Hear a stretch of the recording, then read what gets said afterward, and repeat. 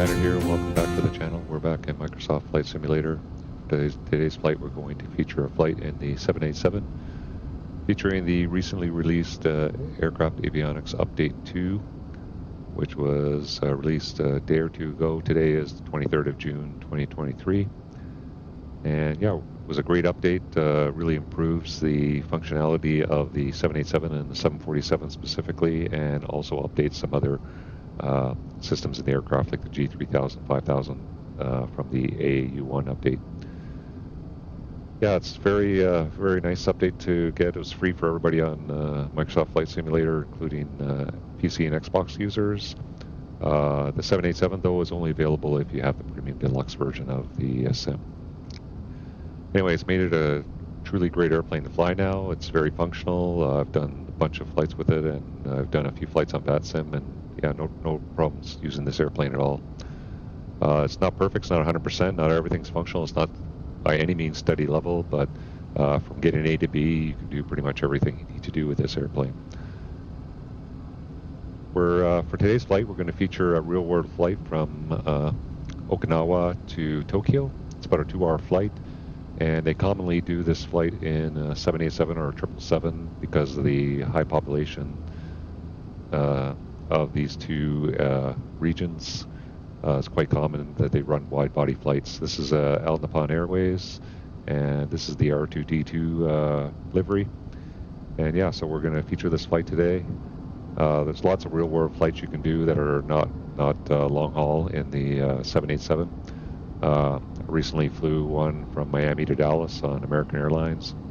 Yeah, and they're repositioning these planes to other airports to do long-haul flights or recover from long-haul flights. So it's quite common to see some short-haul flights for these, but the meat and potatoes of flying these airplanes is usually long-haul. Most of the flights I did in it were 8 to 12-hour flights. So anyway, for today's flight, we're obviously not going to do a 12-hour flight, but yeah, this is a good flight to do if you want to try it out yourself. If you're new to the channel, welcome aboard. Thanks for joining me. Make sure you take time, hit that subscribe button, sign up for notifications. You'll see videos like this when I put them out in the future. If you're a returning viewer, thanks again for joining me, and I hope you get something out of today's flight. Without further ado, let's head to the cockpit and get things set up and up on our way. Okay, we're here in the cockpit, and all I've done beforehand, I just turned the battery on, the external power on. Normally, when you arrive at the aircraft, I'll just preclude by saying that I am a real-world pilot, and I have flown the 787 in the past. I'm not currently flying it right now, so I'll try to remember as much as I can about the procedures for flying this airplane. But I could obviously get something wrong because it's been a while since I've flown it. But yeah, it's a great airplane to fly. So yeah, normally when you arrive at the airplane, it's all powered on. You never come to the airplane cold and dark. It's quite a procedure it's usually done by the maintenance personnel. They take it from a cold and dark state up to a powered state, which is on external ground power or on the APU. So it does. It's quite a checklist to go through for that, and yeah. So, but normally for us, we can just come in, we can just turn the battery and just turn external power on, and then that's how we're gonna do it. As far as external power goes, there's 3 external power receptacles. I've never ever used the aft external power receptacle. It's available. You can put it on if you want, but all you really need is the forward 2. The only time you would need the aft power, external power, is if your APU wasn't functioning and then you had to start, because the APU will use its generators to do the start of the engines. And if the APU wasn't functioning, you'd need the aft external power to get the extra power you need to start the engines at the gate. So you start one engine at the gate, and you'd push back and you use the generators on that engine to facilitate the start on the second engine. And normally that APU would be enough for that, but if the APU is unserviceable, then you could do what's similar to a cross-bleed start, but you're not using bleed air, you're just using electric power to start the engines. So normally I'd never ever use this, and it's never ever plugged into the airplane, so I've never even seen it available on the time I was flying the airplane. So normally the IRSs would be on, so we'll just turn them on, and I've got it set to fast align. You can do that in the settings. So time to align 1 minute. You come down to the init page, and you can manually put the GPS in there, position in there to set the inertial position. So we can do that, but if you don't do it, it'll do it automatically. And so I'll put it in now, and you see time to align 1 minute. You can go, if you go to the index page, they do have some settings, and one of them is alignment time. You can do it instant, accelerated, or real. So I just have it in accelerated time. You can set your ND up mode to heading or track, and you can change your CCUL setting up here if you want to. So those are the only things you can do in the setting page. So we'll go back to the init ref, so the position page. So that's now we're going to put the route page up for when we do our route entry. And then, yeah, we'll go back up to the overhead panel, and we'll start configuring the overhead panel for the flight. So I'll get a better view of the overhead panel there. So not everything up here is functional. The fire test is not functional. A lot of these guarded switches are not functional. The guarded switches are usually, they're not used for normal flight operations, so it's fine. We really don't need them. It's something like the EEC mode is the electronic engine computer controls. You would be able to put them in an alternate mode if you had an engine malfunction. And so all these guarded switches, none of them are functional in the airplane. And like I said, they're only used for if you have malfunctions that you have to deal with, and you would open these switches and then select an alternate mode or something like that. So most of the other stuff is functional. So let's just go through the panel. So we'll do our flow. So these switches are guarded normal. IRSs are on. Heading select is in normal. The primary flight computers is in auto. That switch, you can do something with it. So I'm just going to leave it in auto. I'm not going to disconnect the primary flight computers. Battery, electrical power. So basically, you make sure everything is on. So even though we're not having the APU on yet, we put the APU generators. Everything goes to on, and external power is on if you have it. And then all these switches, you put them in. They should be in the on position. They're all showing off because these are your engine-driven generators. There's 2 in each engine, and they're off because the engines aren't running and the drives show disconnected, but they're actually connected. But the drive light is on. Because they're not running right now. Once the engine starts up, these switches will go out, and they'll automatically these lights will go out, and these generators will automatically take the load from whatever the source is. So next thing we can do is we can turn our APU on, and you'll see when I turn the APU on, it's going to activate the fuel pressure, or it's going to activate the aft left fuel pump. And this switch is off right now, so I'm not going to turn it on or anything, but I'll show you on the synoptic page as well. When I turn the APU on, the pressure light will go out because it's going to activate that pump to feed up fuel for the APU.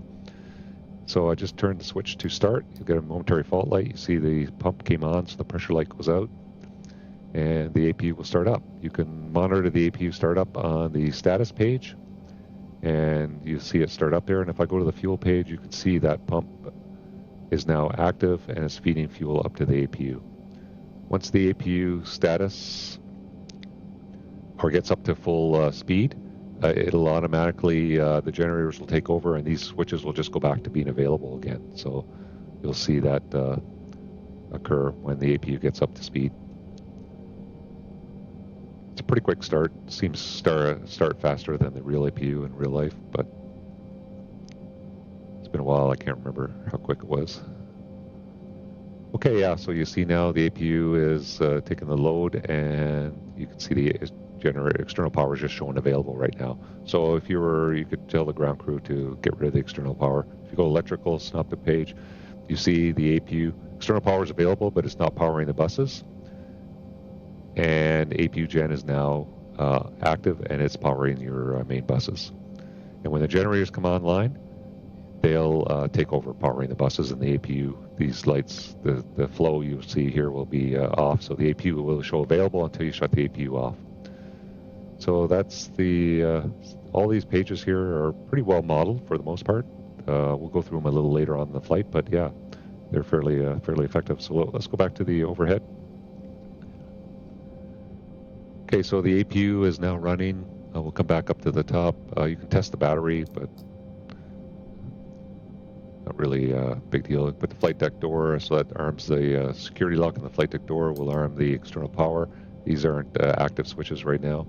For some reason, these are already on. You can't control them. The backup window heat, but you can turn on your primary window heat. You can do that now. This is your hydraulic. The ram air is not active. You have your main engine primary hydraulic pumps left and right. These switches should be on right now, and they show fault because obviously the engines aren't running, so you're not getting your primary pumps running. These are all your electric pumps, so you have your main electric C1 and C2, and these should all be off, and then you have your demand pumps for the left and right side as well. So these should all be off for right now, and we'll turn them on just before the start, and these lights will extinguish when we turn the systems on. Turn your seatbelt on, set up your lights as required. All the lights seem to function. We don't need them right now. We'll come back over to the overhead. You can't do any of the tests. The fire test doesn't work. Make sure your start switches are normal. Fuel jettison, it does seem you can do it. These switches seem, I'm not going to play with them right now. I don't want to start jettisoning fuel, but yeah, you can seem to do something with these. All these switches work. Fuel, they should all be off right now. Wing anti-ice, they can go to auto. Our nav lights are on. So the way the anti-ice works is you just put them in auto on your pre-flight and you leave them in auto. And the only other time you would put them on is if you had some malfunction which told you to turn them on, or if you're on the ground. These want the engine left and right engine won't come on the ground, even if it detects ice.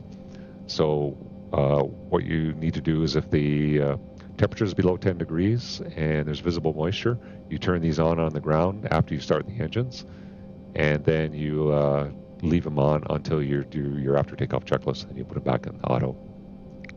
So that's how you use those. Cargo temp, you can set it, but you're just default to auto here for your cargo temperature. Air conditioning, turn on our packs. Forward equipment and aft equipment cooling is in auto. This is your rheostats. We'll look at that a little later on for setting your temperature.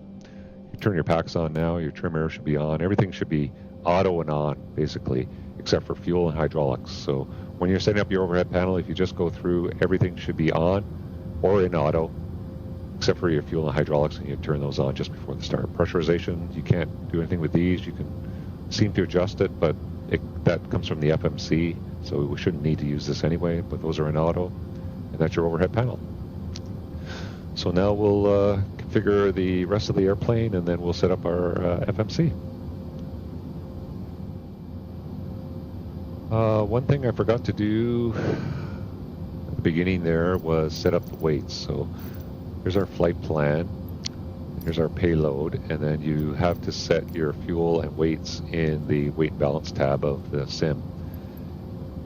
Now there's no EFP or anything to do this in, so we need 41,000 pounds of fuel, so I'm going to go to fuel. Right now we got 111, so let's bring that down till we get to just over 41, so I'll just take a little bit more. So 42.5, so that's a little bit extra, that's fine. And our payload with our takeoff will give us a takeoff weight of 421. So right now it's 371. So I'll just increase our payload till we're just above 421. 422 roughly, so 423 and a bit. So that's close enough. And yeah, so that's how you set, and then you see your CGs within limits. So that's how you set your fuel and payload, and you just get that from your flight plan. I just ran the flight plan using the standard 78710 on SimBrief. So we'll look at that when we set up the FMC. Okay, so we'll come over to our overhead panel. You just set your range. You got your engine display. You want to make sure you have your full engine display. You have your ICAS system, which is your integrated crew learning system, and this is your recall cancel button. So all these are normal to be active at this time. So engine shutdown, hydraulic systems, fuel pumps, they're all indicating. But you can see there's 2 pages. So if I hit it again, it'll show me what's on page 2. And so you got your yellow are your caution items. So these are all caution items. And on a normal ICAS system, when a if you had a right fuel pump failure in flight, that would pop up in the ICAS like this, and then you could actually run the checklist for that emergency. It would automatically go to that checklist, but that's not set up in this aircraft. But you do have the ICAS crew alerting system, so that is available. And then when you hit recall, so anything yellow is like a system, anything red is a warning, anything yellow is a caution, anything white is advisory. So this is just telling us we have the seatbelt on, APU's running, parking brake set, and so that's on page 2. And there's nothing else, so then we can just see that. If you want to recall, see what the caution items are, you just hit recall and they'll come back up. So we can turn on our auto throttle flight directors. We'll set up our mode control panel once we entered our flight information. And then you just set up your, so over here you got, I'll kind of use this system here. So basically in real life, I would move this over to the FO side because he would do the start. So he would have the engine instruments displayed. I'd just have my full ND. And then if I call out my checklist would come up on the left-hand side. I've got the left screen out. If I do it on the right, see it comes up on the right side. So this is the active side of the display, the MFD, that I'm going to select items on. If I go back to ND, that's on ND. If I go to the right, if I want to get the full ND, I have to select right because I want to control the right side. And I bring up ND, and then it goes to the full page. So I'll just leave it on the right side, and then anything I bring up, system, CDU, I can bring the CDU up here if I want to. It's just a repeat of what's down here. Info screen, it's not active. Checklist, if I bring that up, it comes up there. So there we go. So I'll leave that up like that for now. And yeah, so that's set up. So that's all good for now. We'll put our, come down here, we'll do our auto brake to RTO. You'll see that shows up on here as well as an advisory. I'll put my ND, we'll go back down here, so we'll go back down to the left. We want our CDU back here. There we go. This controls what's displayed on this side, and this controls what's used. Put system, CDU. There's lots of places you can control various aspects of the aircraft on various screens. So, yeah, so we'll go down. Speed brake is stowed. Power levers are idle, fuel switches are off. Transponder, we can set our squawk code. So let's say we got our clearance and our squawk. So we just go up to our transponder. The only thing active on the transponder page is you can set your squawk. So we'll put in 1, 2, 3, 4. Then we'll go back to our VHF page there. And this is where you turn your transponder on, the rotary dial here. And everything else is good. There's nothing else we can set up here. We can set up our radio panel to listen to what we're, or we can set up our radio frequencies. If I want to put in 122.800, put that in the standby, and then I could swap it over to the active frequency. So I think it was 121.8 is ground. Okay. So everything is set up, so now it's time to set up our FMC. So we'll get up our flight plan here, and we'll go to the FMC, and we'll put in our route. Okay, our route today is from Noha, Okinawa. It's ROAH. We're going to be taking off 18 left on the departure. We're going to be following these airways up to the arrival on runway 34 right in Haneda, Tokyo. So we'll put in ROAH for our departure, RJTT for our destination. The flight number is ANA 464.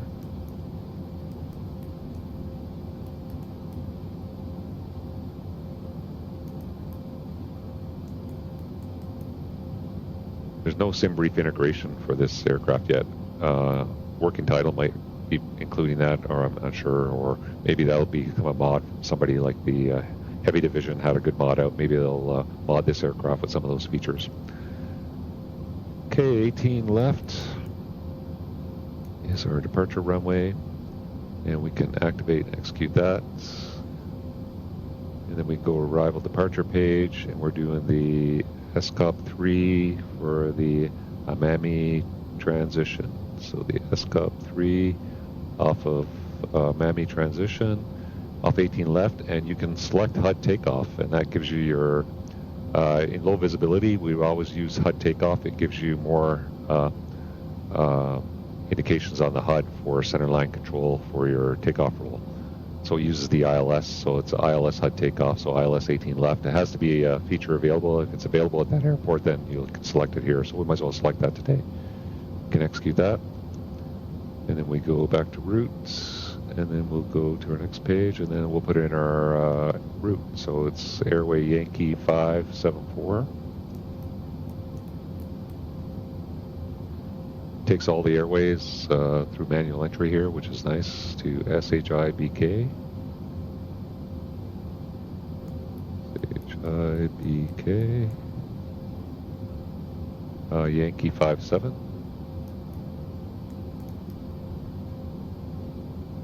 To SUKBO.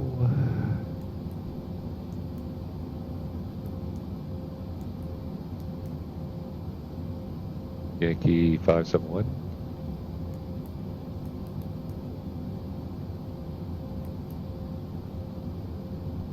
To Billy.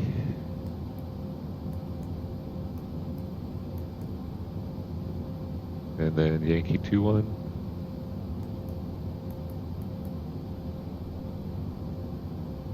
To Axel, AKSEL.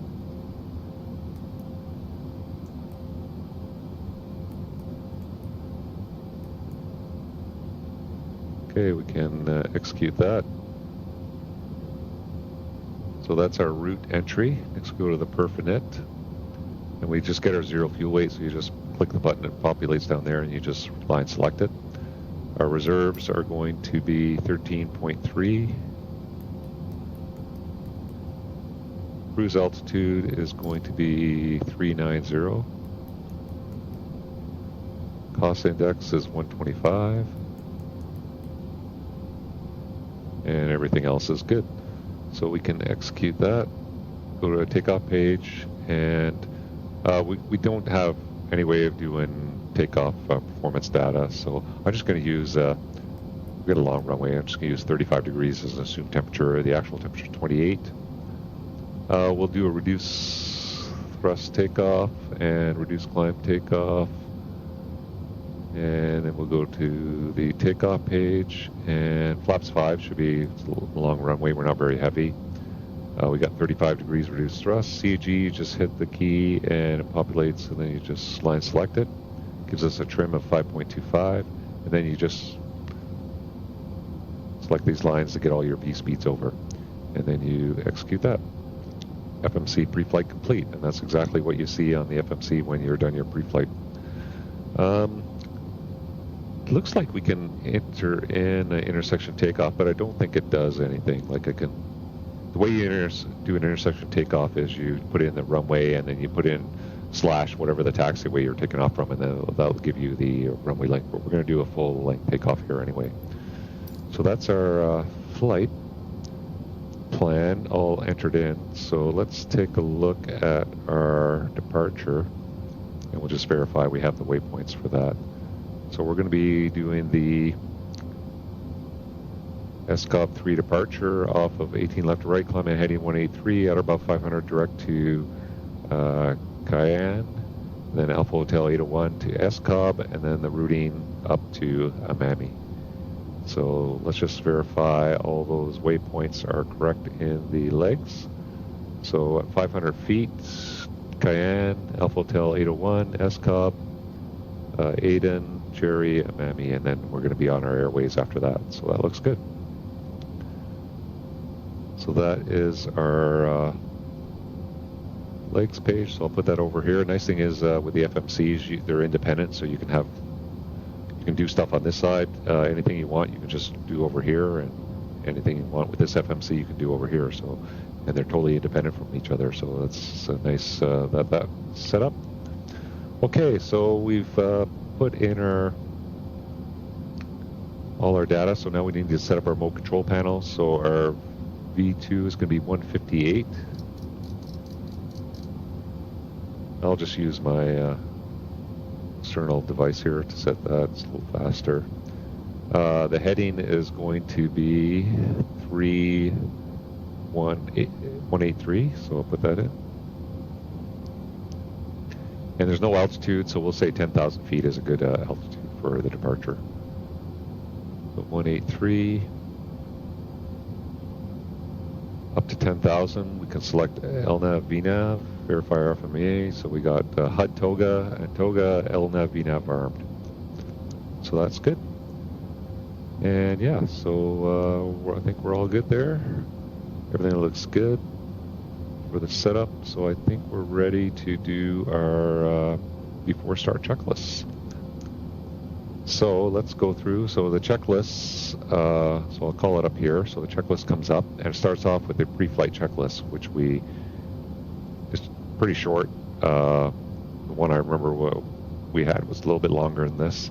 So parking brake is set, so you just tick it off. Now, in real life, the airplane would sense these things, and it would know that the parking brake is set, so that would automatically be highlighted green. And so you would only, and it knows the fuel control switches are cut off, so everything would be green. You just call up the checklist, and it would just, you would just say, pre-flight checklist complete. But we have to manually tick them off here, and that's fine. So that's good. Now we do the before start checklist. So passenger signs are on. MCP, V2, heading, and altitude are set. Takeoff speeds, V1, VR, and V2 are set. And you can see them, they're set over on your speed tape as well. CU pre-flight is complete. Trim is 5.25 units, so we set that over on our trim.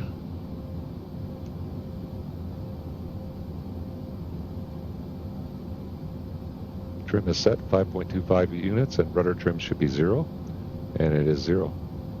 Okay, taxi takeoff briefing. So I'll just show you where we are and where we're going to be heading out here. So we're basically right here. We're going to push straight back. We're going to taxi out onto the ramp here, and we're going to pick up Echo 1 and take off 18 left.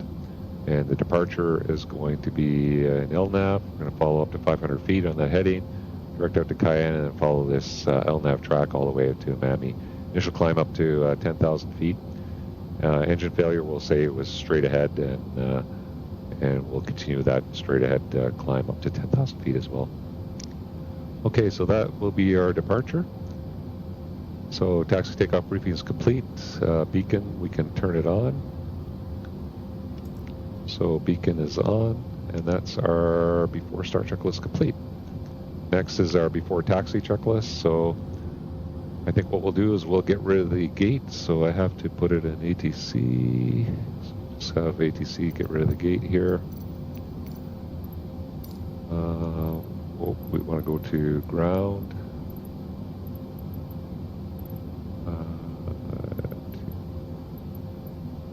Ground services.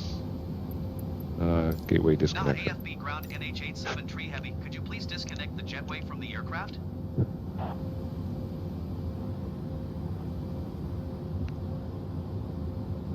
So they're disconnecting the jetway. I'll just use Shift P to call for the pushback. And the pushback is going.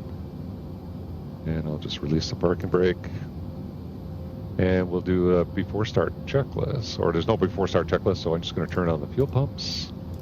Turn on the hydraulic pumps. The beacon is on.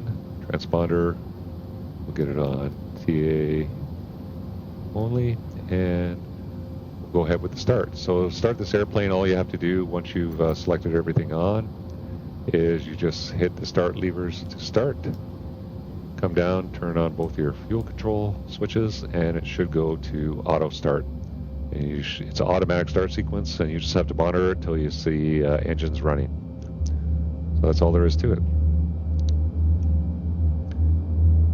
And in real life, the airplane would just do the start, and if it had a malfunction, it would abort the start.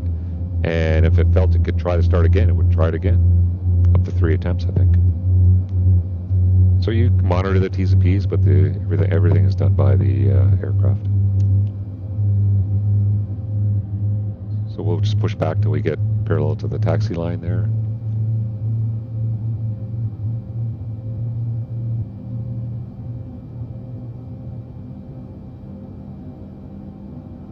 looking for the auto start or the engines running. So we'll say engines running for each engine.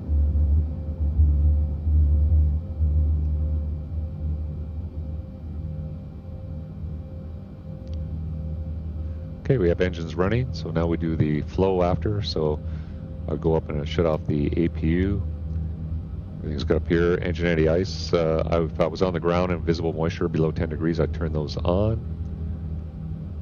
Then we come down and we will go, transponder is on, and we'll set our flaps to 5 for takeoff. And then we'll do we'll do a recall. And you see recall, there's nothing except for advisory. So APU cool down, doors auto, steering locked out. And that should go away when I set the parking brake. Parking brake set, and then I'll get rid of the pushback.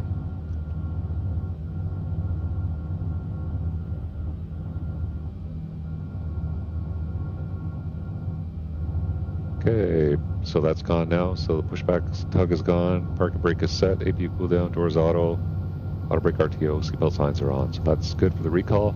So now we do our before taxi checklist. So anti-ice is as required. All auto, recall is checked, auto brake is RTO. Flight controls, we can check those.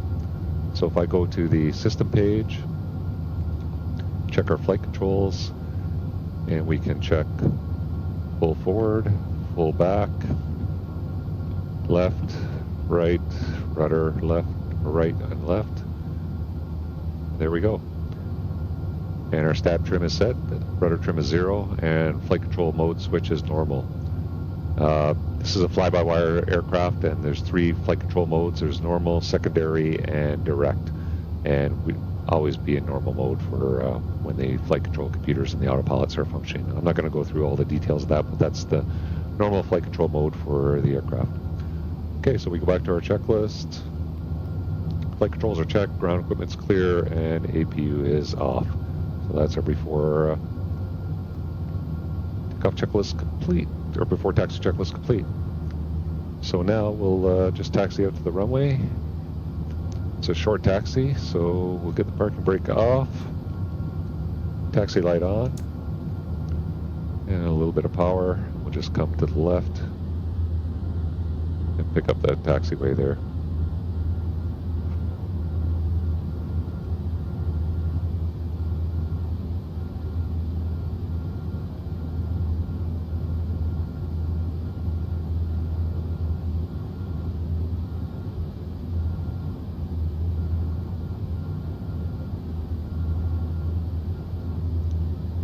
So we'll wait for the flight attendants. Normally you get a cabin ready light come up on your CAS system there. And then when, if you need to call the cab, though, the chime bell works. So once the cabin's ready, we call for the before takeoff checklist. So before takeoff checklist is pretty short. All it is flaps. So flaps are 5, plan 5 indicated. So pre-takeoff checklist is complete. And next is going to be the after takeoff checklist.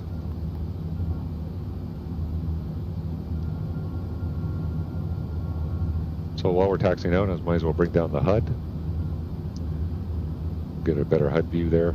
So you see we have a HUD TOGA and TOGA active. So that's going to give us the indications of the ILS is going to be displayed. So it's going to tune the ILS, and we're going to see the ILS along center line. That's going to help us for low visibility takeoffs. So if you're doing low visibility, you select the HUD TOGA if it's available. If not, then you're just going to do a regular departure.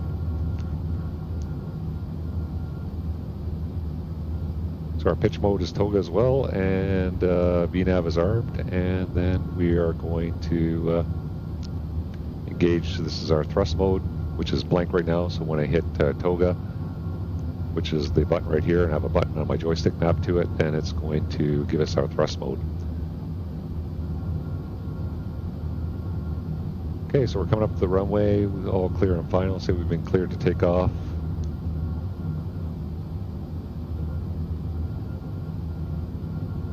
So I'll get a landing light on, strobe light on, taxi light off.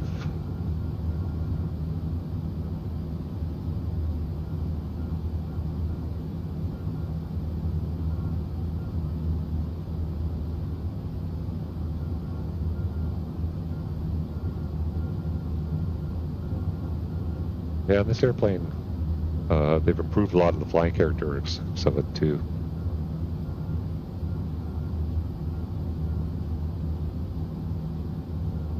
It's not as pitchy as it was in the old version. And the autopilot seems to work a lot better. Okay, so we're going to get lined up, bring our power up, stand up our throttles, and then engage toga. And we'll be up on our way. Okay, so runway heading coming up. Advance the power levers. Hit toga. There's thrust ref. And thrust almost up to the carrots there. You can see down here, so thrust is set. There's 80 knots, speed cross check.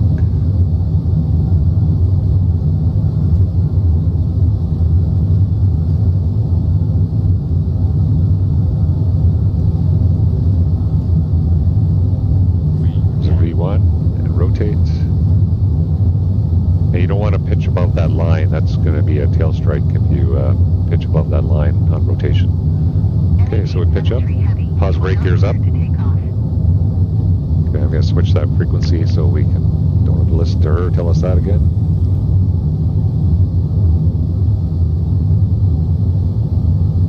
So I'm going to try to get my flight director, flight path vector, and my flight director Q.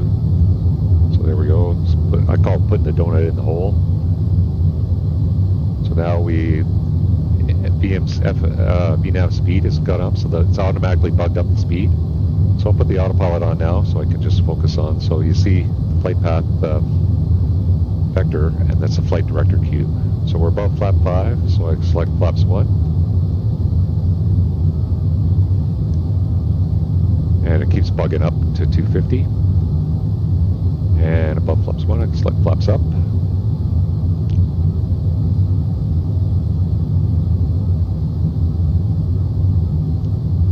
And we're climbing away, LNAV, VNAV speed, thrust ref, so that's all good. And you can see we're following the magenta line nicely. So I'll just get rid of the HUD for now. We'll come back and have a look at that later. And we can do our after takeoff checklist.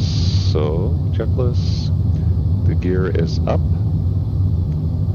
And the flaps are up, and after takeoff checklist is complete. So we're climbing away nicely.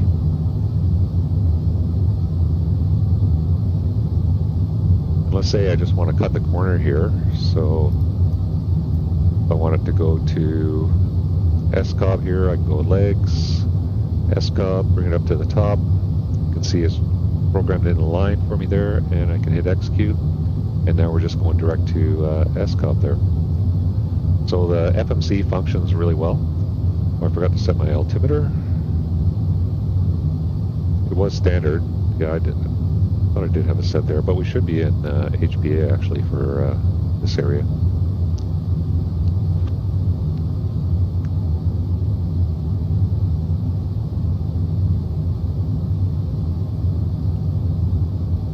Okay, another thing I forgot to do was put in my VNAV page, I could put the climb forecast, and I could put the transition altitude, which is 14,000 feet. So I'll just put that in while I'm thinking about it. There's 9,000 for 10,000, so we'll just let it level off here and then see how it does on the level off. Does a pretty good job.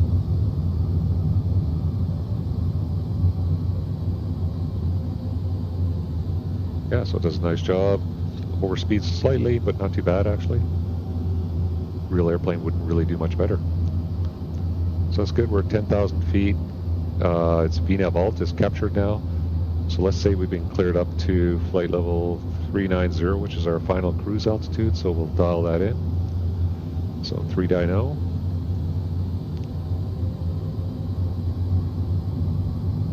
The power is coming up.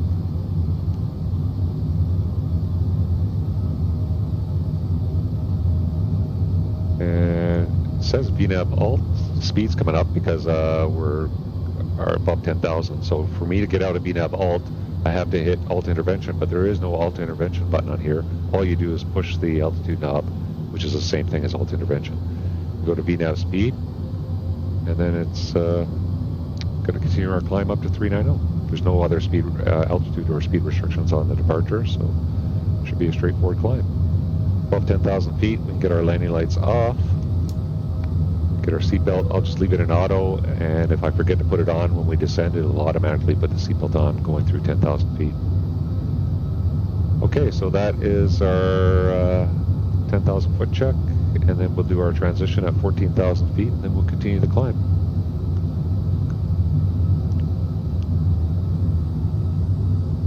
Take a look outside here. A little bit cloudy.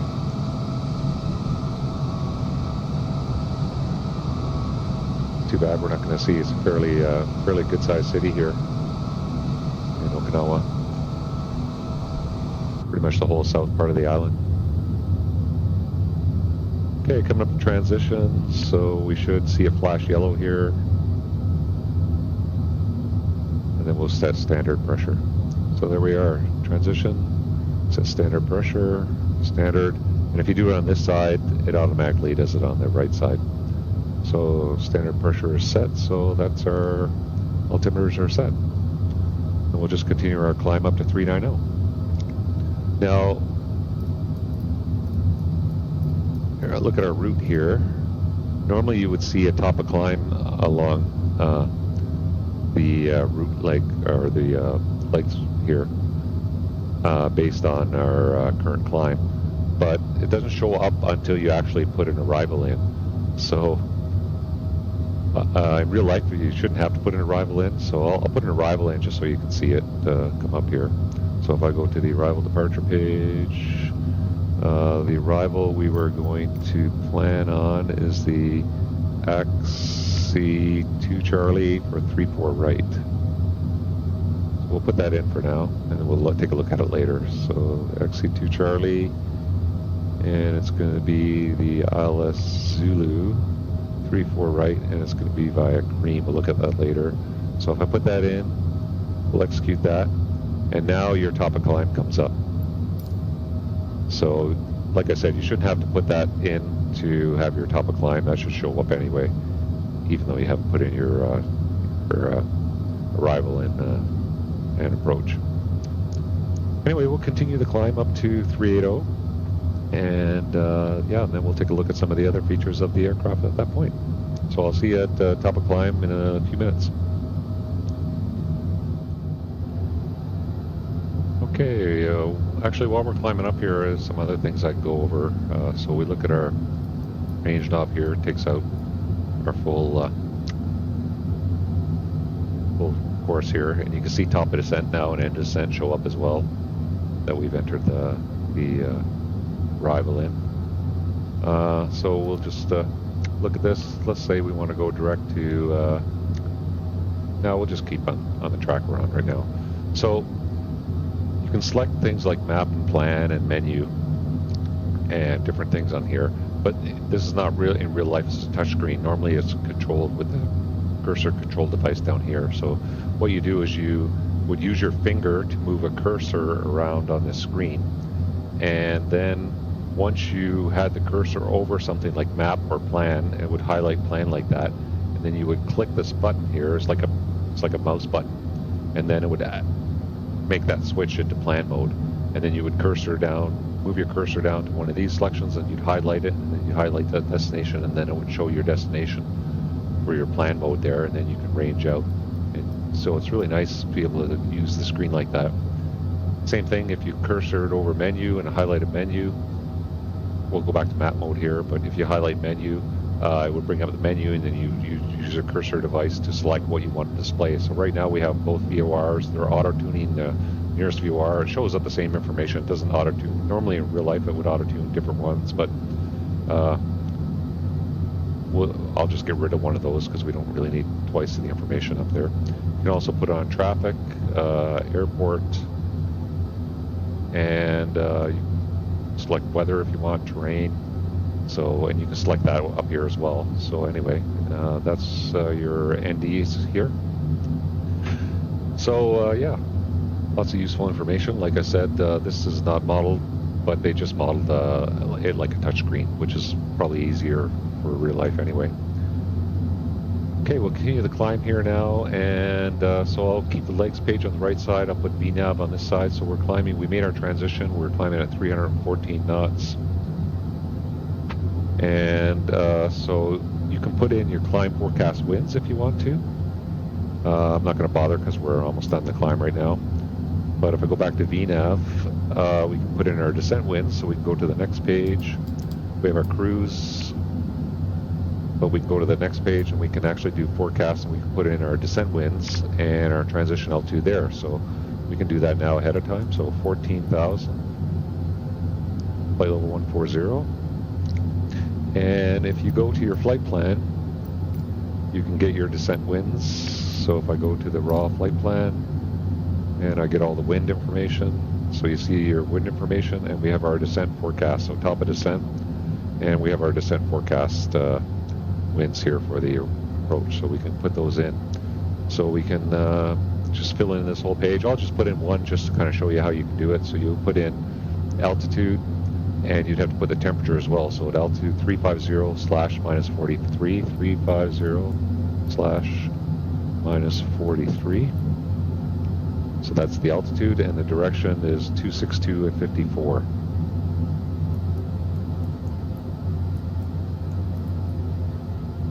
So you can put those in, all those in for the descent, and you don't have to execute them. It just goes in there, and you can go to a next page if you need to enter more. So this is all the ones we'd have. So I'll put those in, and we'll have them in there for later. And then you can also put in your winds for your en route too. So after top of climb, the first waypoint is a MAMI. So if I go to the legs page, I go to MAMI, or I go to route data, sorry, and I can select a MAMI, and you can see there's nothing in there for wind. So in real life, we would get all this by data link. So we just, the winds would automatically data link into the FMC, and you'll see what's indicated. So once I pick a MAMI here, I can select my altitude I want to be at. So we're going to be at cruising at 390. So that's the 390. So the winds are going to be at 390, 277 at 20. So I can put in 277/20 for the wind. The altitude in OAT is going to be 390 at -53, so 390/-53.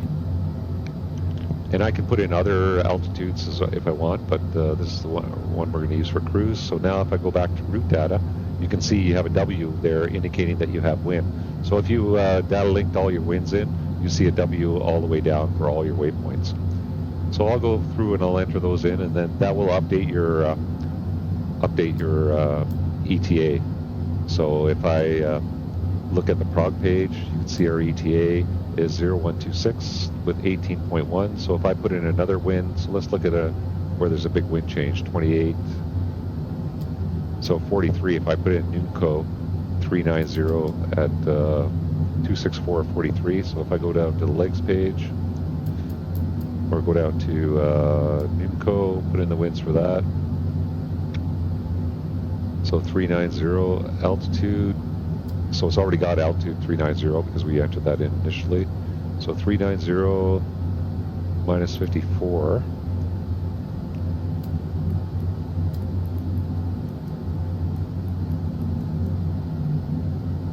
And the winds are 264 at 43.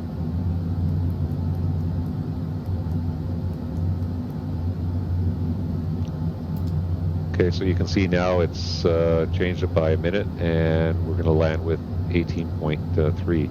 So you enter in all the winds for your en route, and then it'll give you a more accurate progress page for your arrival. So I'm not going to go through and enter all those in on camera right now, but that's a nice thing you can do for these long-haul flights and have more accurate data. It'd be nice if you could upload them via SimBrief, but that's the only way you can do is enter them in manually. So I'll go back to the VNAV page, put legs back over here. So we're just coming up to our top of climb now. once we get up to top of climb, then I'll maybe talk about some of the system pages a little bit more in depth.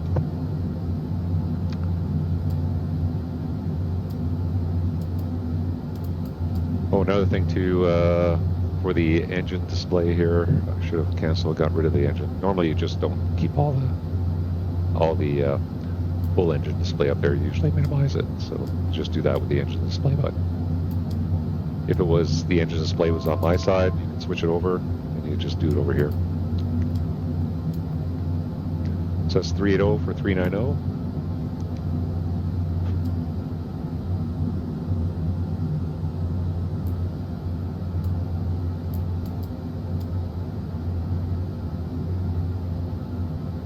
Yeah, the autopilot does a pretty good job.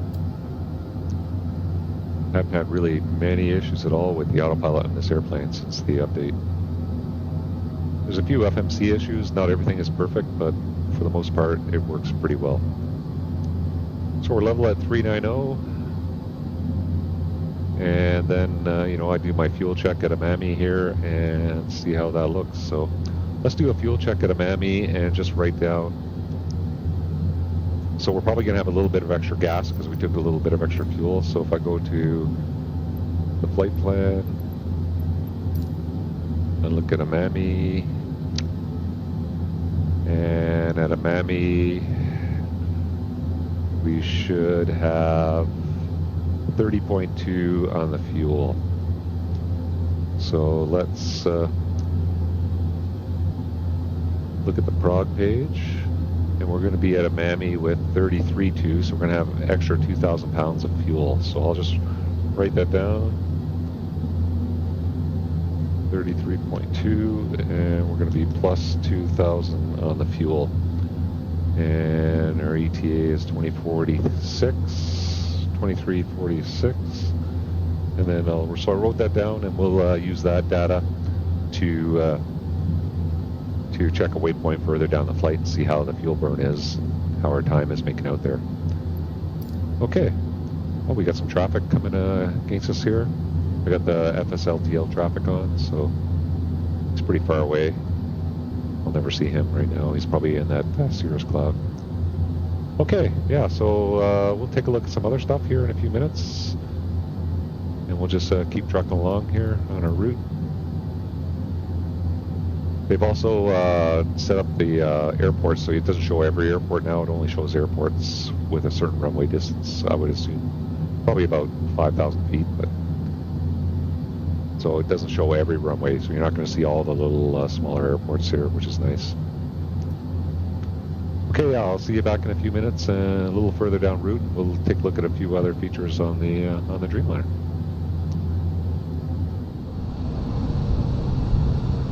Okay, we're just cruising along here over the ocean right now. I'm going to show you where we're flying today. So Okinawa is down in the southern island down here, and we're heading up to Tokyo, which is about midway up the main Japanese island here. Yeah, so we're about a third of the way, looking pretty good. I'll do another fuel check as we get a little further. It's a cool livery, the R2D2 livery for All Nippon Airways.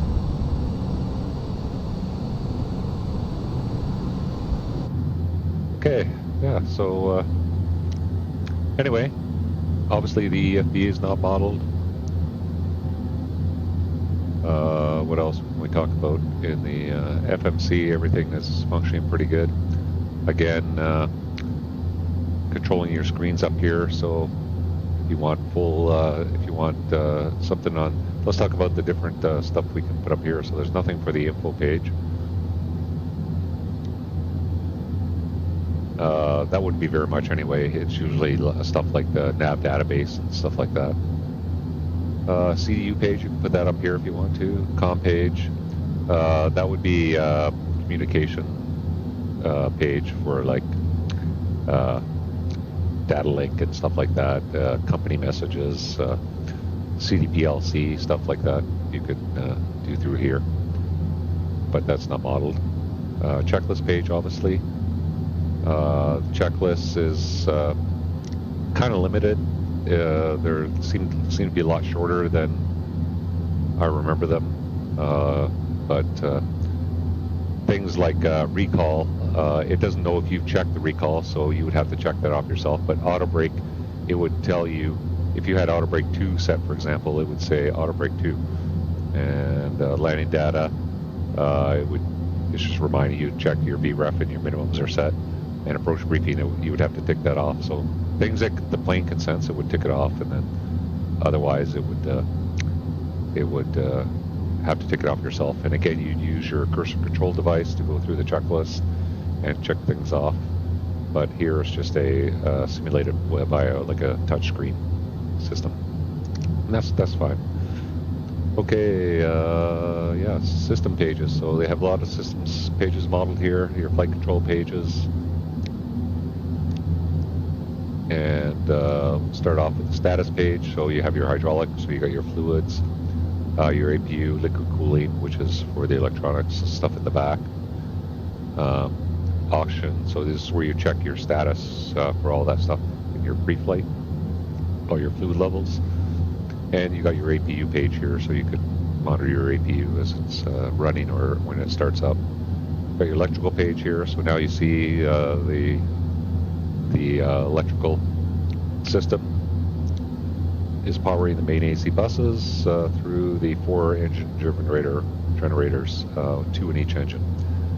And everything is auto load switching, so if you can turn the APU on, and I'll turn the APU on.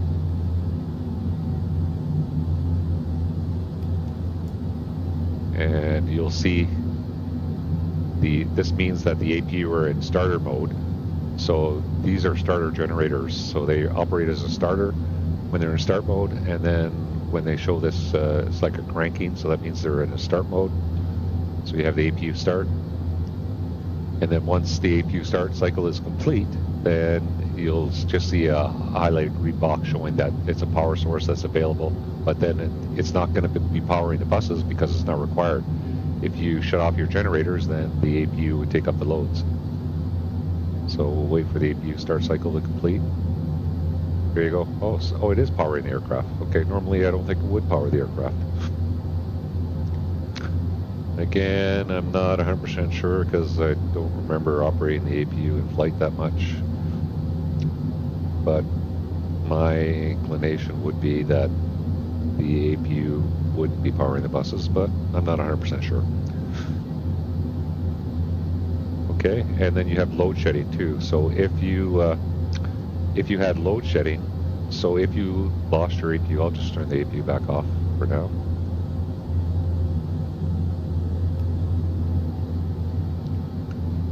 So if you lost 2 generators on here, these 2 generators wouldn't be enough to, like if you had an engine failure or something like that, these 2 generators wouldn't be enough to power the full AC bus system.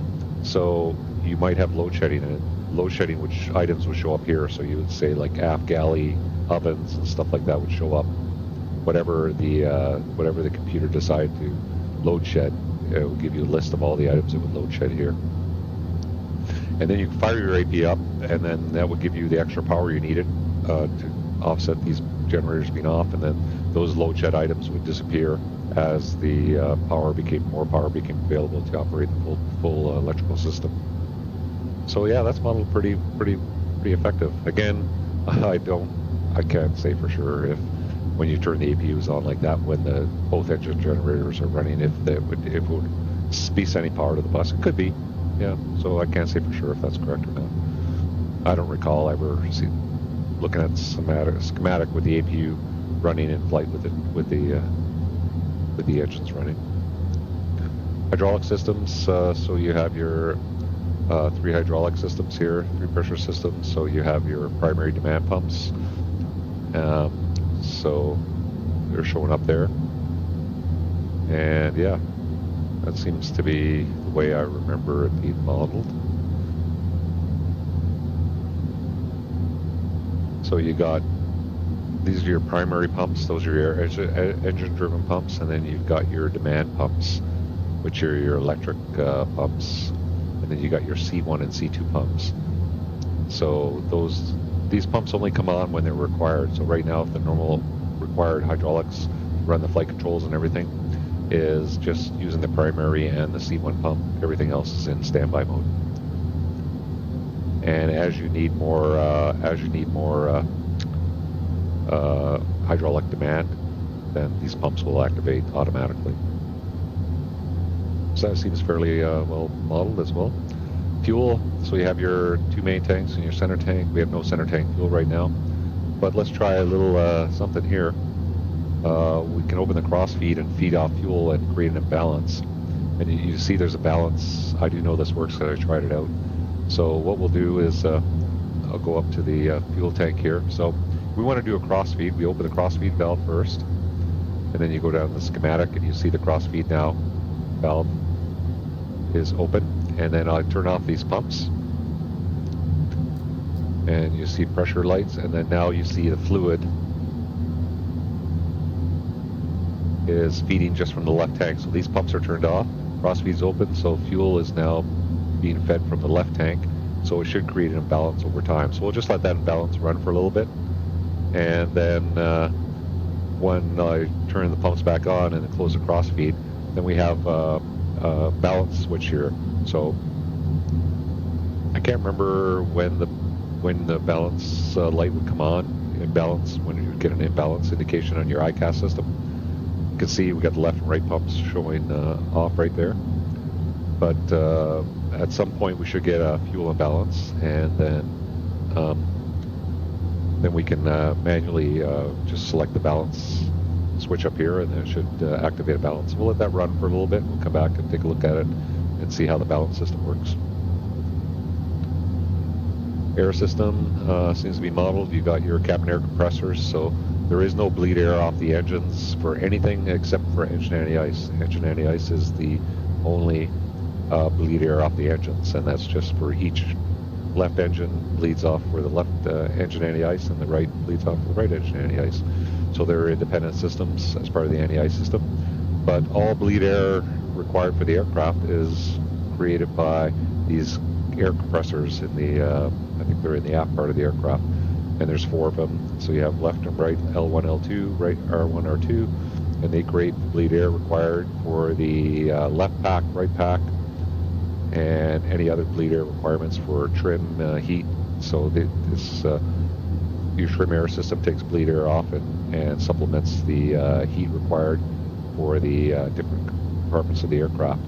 So that seems to be modeled the way I remember.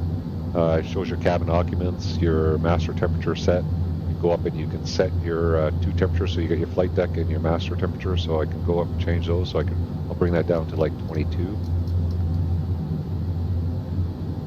So there's 22 sets and 23, or 22 set, I think, for each one. Here's, let me see if I can zoom in on that a little bit better. Yeah, so flight deck, I've got 23 and a 23 set for those, so that they're set. So I can reduce them a little bit more, but it seems to be modeled more or less correct. Flight deck down to 22, down to 22. So it shows the desired temperature and the actual temperature. So it'll take a while for these temperatures to cool off. We'll just leave those alone for now. That seems to be modeled. Doors, you've got all your doors. So if you have cargo door open, it'll show the cargo door open. These are all armed, showing armed. So you've got different door enunciations, whether they show open or whether they're armed or just closed and unarmed. They'll have different indications up here, so that seems to be correct. You've got your gear, all your pressures, and your brake temperatures show 0, and they'll show a value. I can't remember if it's 1 to 10, but it'll go yellow or red if it gets into the range for yellow or for caution or warning. So for your brake temperatures, we'll see that on landing. I'll bring this page up. Flight control page. That seems to be modeled. We talked about the flight control modes. Shows normal. There's 3 modes. There's normal, secondary, and direct, and it's all based on the fly-by-wire system. So the autopilots will work in normal mode. Secondary mode, you don't have autopilot, but the flight control computers are still controlling the flight control surfaces. And in direct mode, it's just direct whatever the pilot inputs into the flight controls, bypasses all the computers and the autopilot systems, and goes directly. So if you push forward on the stick, it's just a direct change in the deflection of the elevator. So those are the 3 modes, and they're like triple redundant backup systems for all that stuff there. The EFIS and displays, that's not modeled. What that is it's just a digital interface just to recreate the stuff up here to control your MCP panel in case you had a mode control panel failure for your panel up here. So you can set your barrel minimums and stuff like that, change your range on your ND. You can control basically everything up top with this if it was modeled. Maintenance, that's not modeled either. That's a maintenance function. That's very, very in-depth system. And we wouldn't need that in flight. I never use it. That's only for the maintainers on the ground. They do system checks and stuff like that. Circuit breakers, that's a circuit breaker page. If you look around the airplane, you'll see there is no circuit breakers anywhere. They're all down in the electronics bay, and they are digital. This is a digital interface for controlling the circuit breaker. So obviously none of the circuit breakers are modeled, so they don't have this page model, but basically you'd have different selections up here, and you use your cursor control device to select them. And you would select something like trip circuit breakers. So you could select trip circuit breakers. It would show you any circuit breakers that are tripped. I think that default shows up anyway. If you lost something, you can go to the circuit breaker page, and it automatically would show trip circuit breakers. It would show collared circuit breakers, and it allows you to trip a circuit breaker and select. You can go into a menu, and you can look up for, like, if you had a checklist, and the checklist said to trip the circuit breaker for the left engine anti-ice. You could do a search for engine anti-ice, and you could list the engine anti-ice circuit breakers, and then it would give the circuit breaker number, and you can select it, and you can select to trip it, collar it, different functions right through this screen here. Obviously it's not modeled, so that's fine. Yeah, so that all this stuff is modeled pretty well, I think, from what I remember. Definitely enough information for us for flight simming, that's for sure. We don't need the circuit breaker page, maintenance page. We don't need this. We're not going to have a malfunction on this system. So for the most part, everything you need is modeled pretty well up here. So let's go back to our fuel. And we got an imbalance now of good about coming up over 1,000 pounds. But we don't have a fuel imbalance indication yet. Shows right cross feed on. So let's stop the imbalance. So I'll turn the pumps back on. So the pumps are on. So it's each feeding each respective engine. I'll turn the cross feed off.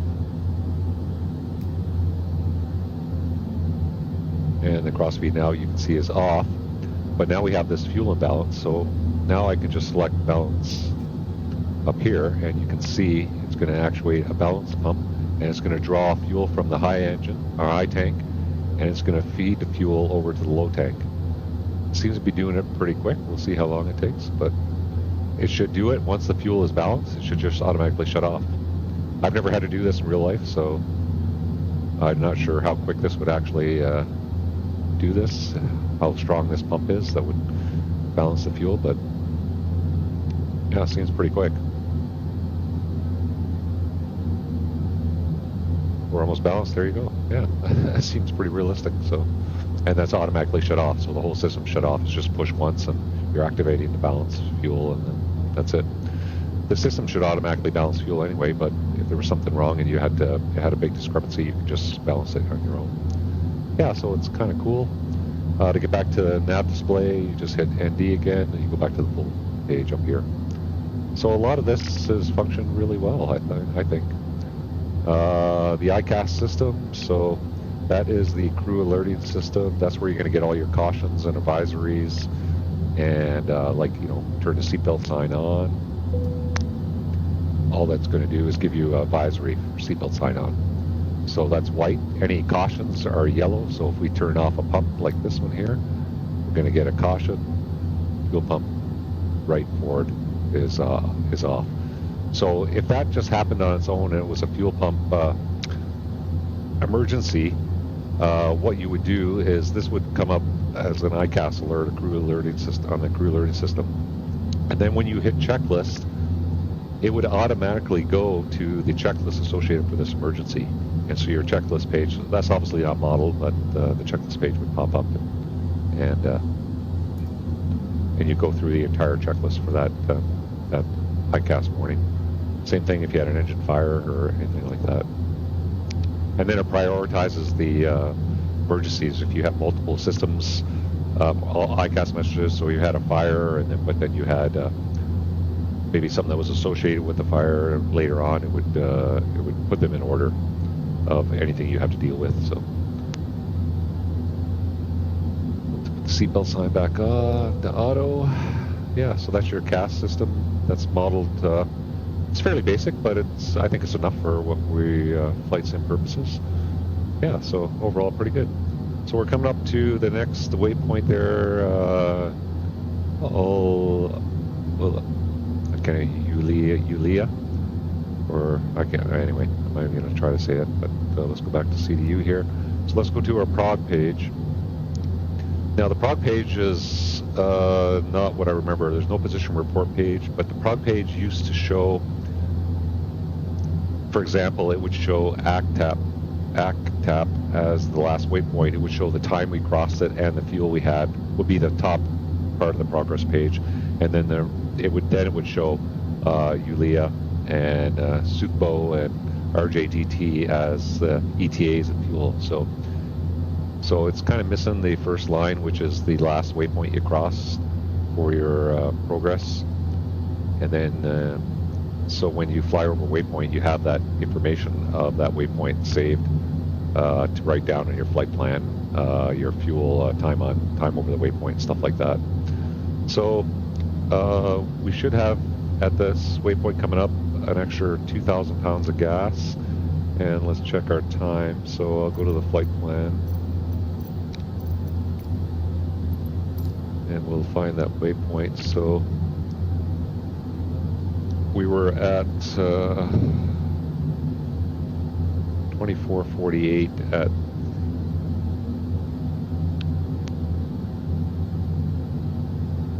we had 2,000 pounds of extra fuel here, so 2248.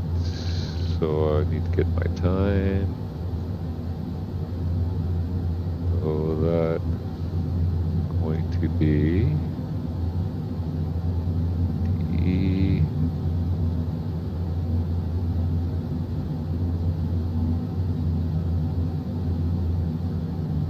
Okay, so we're coming up to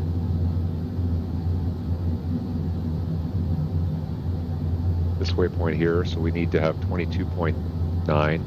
We're going to have 24.9, so we're still going to have, 26.3, so we're going to have an extra, I hate doing math, we need 22.9, we're going to have an extra, about 3,500 pounds of gas. So actually we're making gas, which is not uncommon. You can increase your fuel. You know, if the winds are different or stuff like that, or if the temperature is different and the performance of the aircraft, maybe you were lighter than your flight plan. So yeah, it's fairly close. So we're not losing gas, so we're seem to be doing okay. So if you're doing a long haul flight, you want to closely monitor your fuel as you're trucking along. Make sure you're staying on that plus side. Okay, yeah. So I think what we'll do is you can see the top of descent coming up. It's in. So we go to the progress page here. Top of descent is at 0054. So it is in another 50 minutes.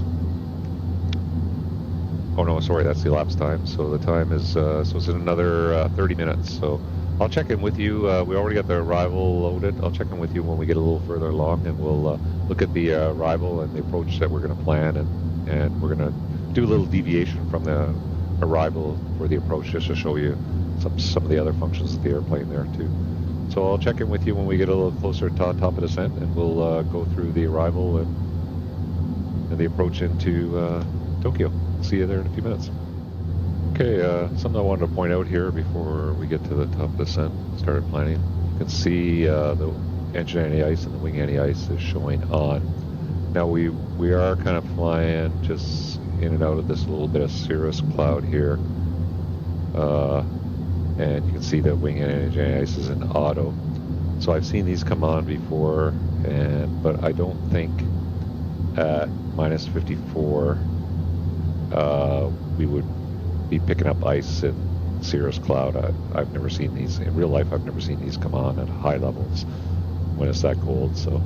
So it's probably a little issue with the ice detection system, but the sim has detected that we're in icing conditions, and so it's automatically turned on the wing and the ice. So I'm probably go up and turn them off, and you're going to see got a caution and wing and engine ice is off, and you can see the systems are now off there. So that's probably not super realistic. High altitude like that, they would be automatically on. But anyway, later on when we get down lower and out of the icing, what Microsoft thinks is the icing, those should go off automatically as well. Anyway, I just wanted to point that out. So I'll see you a little bit closer to top of descent, and we'll talk about our plan for coming into Tokyo. Okay, we're just coming up about less than 10 minutes from top of descent, so time to go over the plan. Looking pretty good there. Got some traffic ahead of us. Saw his contrail a little while ago, but see it right now. Okay, so anyway, we'll go over the plan for coming into Tokyo today. Take a look at the arrival first.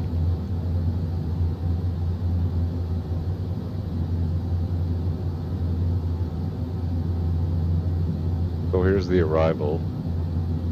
We're coming in via Arcel here, and then it's going to take us all the way around here to Cream, and then we're going to come in for the ILS 3-4 right. So we have some restrictions: 12,000 at 230, and then Civic 7,000 at 210, Epson 210 7,000, and yeah, and then it links up with the approach at Cream. So go back to the select that approach. So it'll be the ILS Zulu 3-4 right via Cream there. It basically comes in via Cream 4,000, and then maintains 4,000 up to Kakoa. And then we intercept the glide slope and come in on the ILS. So the approach will be the ILS 3-4 right. Frequency would be 1089, course 337. 4,000 feet at the FAF, down to 220 on the rattle, or the barrel minutes, I mean. Elevation is 21 feet. Missed approach is climb and heading 337 to 800 feet, turn right. 4,000 feet outbound, the HME VOR 015 radio to Kazga, and hold is published. Okay, yeah, so that is the plan. So if I go down and we want to verify the approach is loaded properly, so I just go down and go through the legs page and just verify all those waypoints and altitudes. So we got Axel, and it doesn't have the altitude in there for some reason, so let me just go look at the arrival again.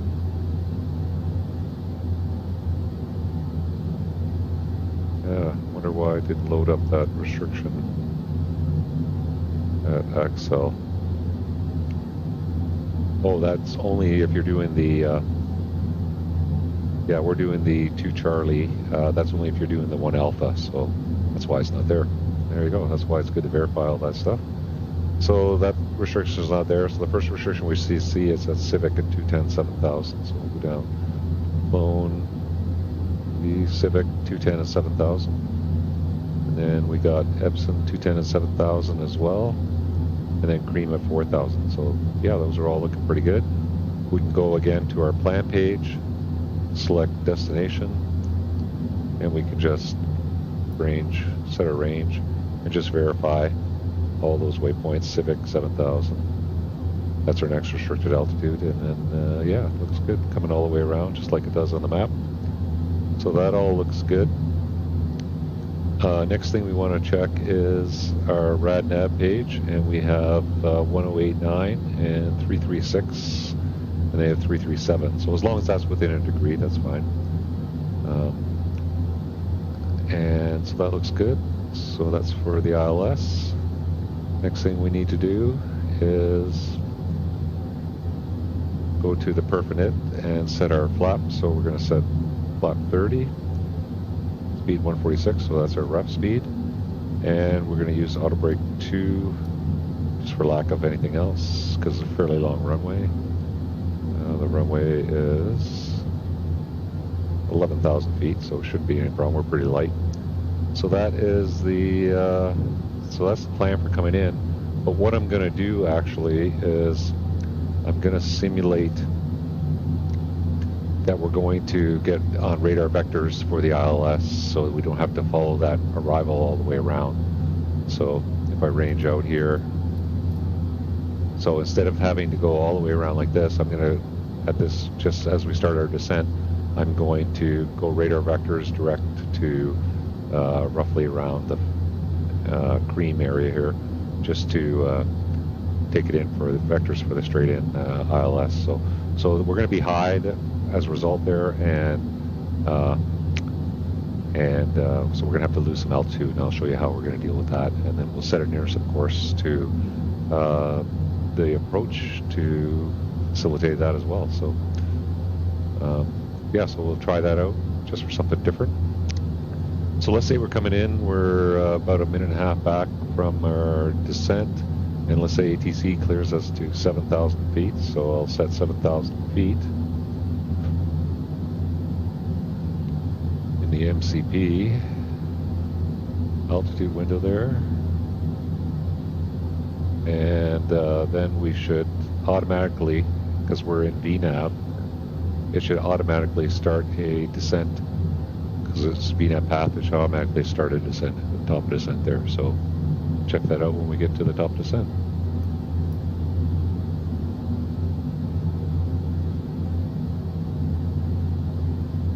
So another thing I'm going to do is for the descent,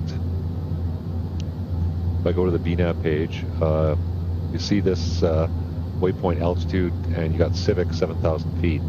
You can put in whatever you want here, and this is going to show you, so our flight path angle right now is 0 because we're straight and level. The flight path vector, or the is right now, if we start our descent, we need to make 7,000 feet of Civic, we need to descend at 2,600 feet per minute, and that's at a 2.8 degree flight path vector. So flight path angle, we'll have to, you try to match it with that, or match your vertical speed with that to get 7,000 of Civic. But if I'm going to go direct to cream or something like that, I can put cream in at 4,000 feet and then have this information to allow me to see how my descent profile is going to go for the waypoint. So we'll do that when we start the descent as well. So coming up to the top of the descent, you should see our path. You see our path coming in now, and we should automatically start the descent.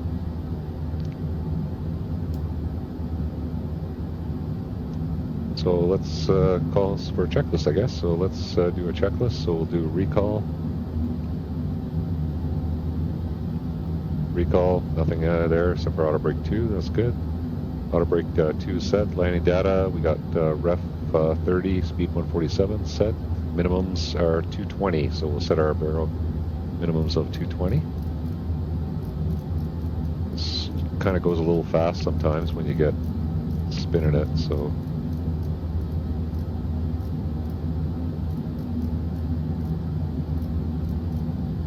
Keep overshooting the number I want to get to.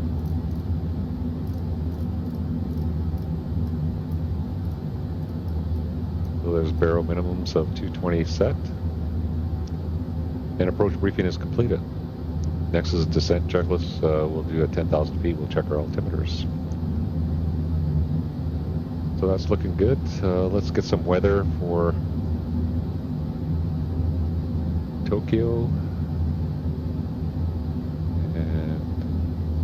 Right now, the weather is showing winds 090 at 5 knots, so it'll be a crosswind. A few clouds at 2,000 feet. Ceiling 12,000 feet. Temperature 25. Altimeter is 1013. So we can just set our altimeter 1013 when we need it. And that's standard pressure anyway, so not really going to change much. So let's say at this point here, ATC is going to take us on a heading of 040 radar vectors. So I'll center up my heading bug. I'll select heading select. Just push the button here. I'm in heading select mode. Turn to 040. And I'm probably going to want to get down as fast as I can. So this is a bug I noticed too. So I go to level change, and the speed bug should just stay right where it is. So let's go to flight level change. But look at the speed bug, it jumps up on you there. So I'm going to have to manually bring that back.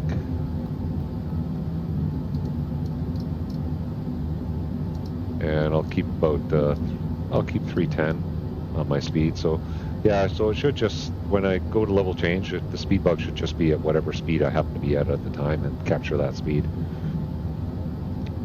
So now I'm in level change. I'm going direct to on vectors here. So I'm going to want to get rid of all this stuff here. So so let's look at the approach.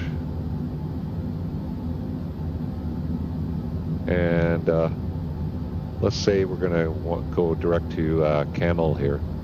Will be a good waypoint to put direct to on, just to give us some better information. So if I go over to the legs page till I get to Camel, bring that to the first page, bring it to the top, and you can see now direct to. I'm going to execute that, and that should get rid of all this other stuff here. And you can see now we're just going direct to Camel. Now it shows we're on path there, but I think it's going to have to recalculate this path here. So, because I think we're pretty high, because I'm going to have to use a speed brake. And another thing I can do is Camel is at 4,000 feet, so I can go back to the VNAV page, and we're on our descent page, and I got Camel at 4,000 feet, so I need to be 3.9 vector angle and our flight path angle. So I need to start my descent. I need to get it up quite a bit. So we're only doing 25. So if I use some speed brake, yeah, so the path is not adjusting correctly. So I'll adjust my speed brake until I get close to that 3,600 feet per minute. So that's way too much. The speed brake is way too effective. It's not this effective in the real airplane. So look, I've hardly got it out at all. Look at the descent. So I'll just pull it out a little bit, try to get as close to 3,600. And you can use your banana bar, and you just want to be level at 4,000 feet. So I'll put 4,000 feet as the altitude we're clear to. And so we want that banana bar, which is going to represent 4,000 feet just prior to Camel. But we're still on a heading here. So now, quite common, you can go direct to, but that's not usually what I do when I get on vectors for an approach. Usually what I'll do is I'll do an intercept course to that fix, and we're on headings, and then we'll intercept the inbound track to that fixed Camel there. So the way I do that in the legs page is I select Camel again, line select Camel, and that will be just going direct to it again. But I put the inbound track of 337. So 337, I put that intercept course to Camel, 337, and that should draw a straight line out from Camel. And then if I execute that, and if I go to the plan page here, you should see it's just drawn a straight intercept course into Camel. And so that works. This doesn't work all the time. Sometimes if I do this, it'll erase the approach and take it right to the runway. So be careful when you use this, but this is normally what I do when I'm on vectors. So that's intercept course to Camel. Now normally this magenta line would extend out quite a ways further, like I think it even goes out to infinity, but it goes out a long way. Right now it only goes out about 5 miles. But if you happen to intercept, and we'll intercept a little further out, it'll actually intercept and fly inbound, even though the magenta line doesn't extend out that far. So let's alter our heading. So I'll go back to map mode here, and I'll alter my heading just to go a little bit outside Camel there. And then we'll intercept that track inbound.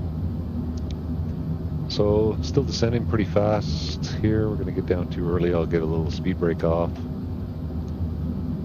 Yeah, so I don't think that speed brake is modeled correctly. There's no way pulling that little bit of speed brake is going to increase my descent rate that much.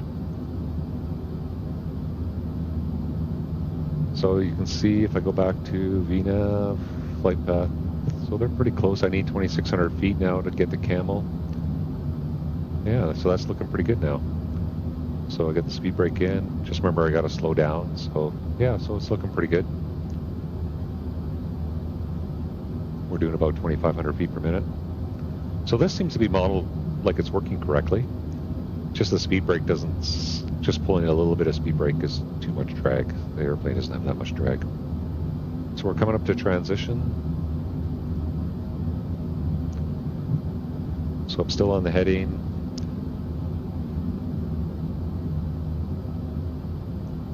We definitely lost the excess altitude with that little bit of speed brake we had out. That's a nice day. Oh, there's Mount Fuji over there. Dirty window.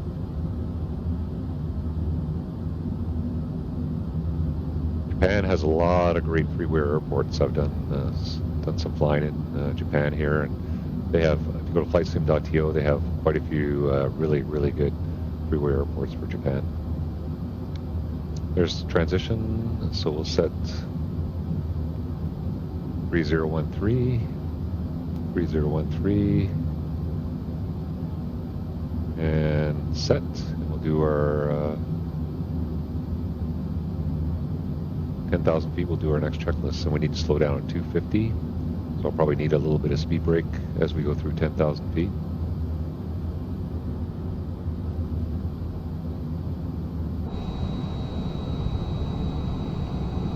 Yeah, this is such a cool livery.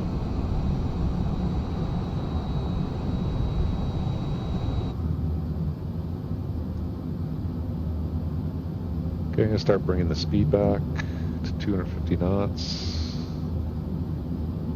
A little bit of speed brake to keep the descent going. Oh look, I've hardly got any speed brake out. It's reducing the speed right now, but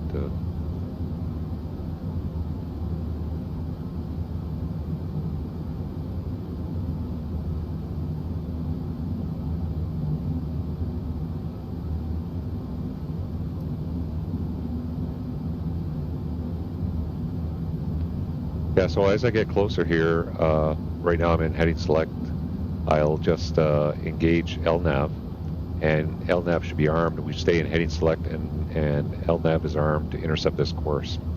So even though it looks like I'm going to intercept it outside the magenta line, it should still make the turn inbound. And I'll even go a little bit further to the right here, just to... There's 250. Descent rate's looking good. I need about 2,300 feet per minute. We're just coming up on that now. So that looks good. And this is based on getting the Camel, so I'll put a little bit more speed brake out. So now I'll arm LNAV. And you see LNAV is armed, so heading select. Oh, and I didn't get the seatbelt. You heard the seatbelt sign come on, so it automatically came on, but I'll put it on anyway. So there's 10,000 feet, so let's do our checklist for 10,000 feet. So altimeters 3013 is set. And good. So next is the landing checklist. And you can see now our annunciators are seatbelt on and auto brake too. So descent's looking good. Lead the speed back to 240.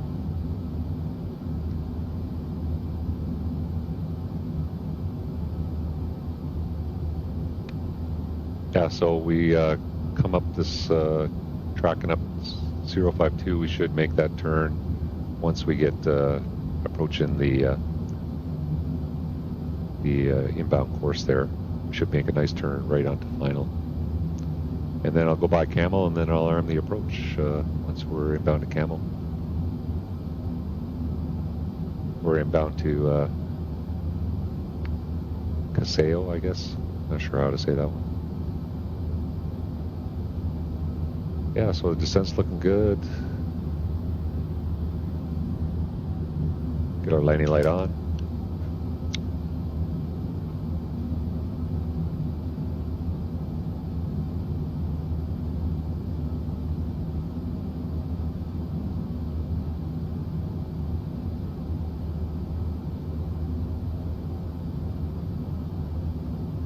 Yeah, so I was saying sometimes the intercept course doesn't always work. I'm not sure why, but it did work today, so that's nice. If it doesn't work, it gets rid of the ILS. I just have to reload it, and then I won't do it again. I'll just take whatever's there. So there's our track coming in, so we should be making the turn any minute now. There's LNAV engaged. It's going to make the turn. Descent's going nicely. And bring the speed back to about bug up speed. So there's bug up speed.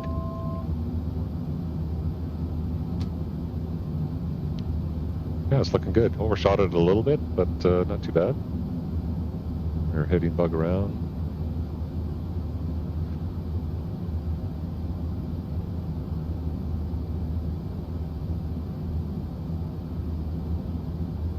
Now it should pick up that track and track it inbound. Airport is just over here. Yeah, so it did overshoot it a little bit, but that was a pretty steep intercept angle, so we were going pretty fast still. I'll select flaps 1. Bring my speed back to bug flap speed. It's getting back on track here.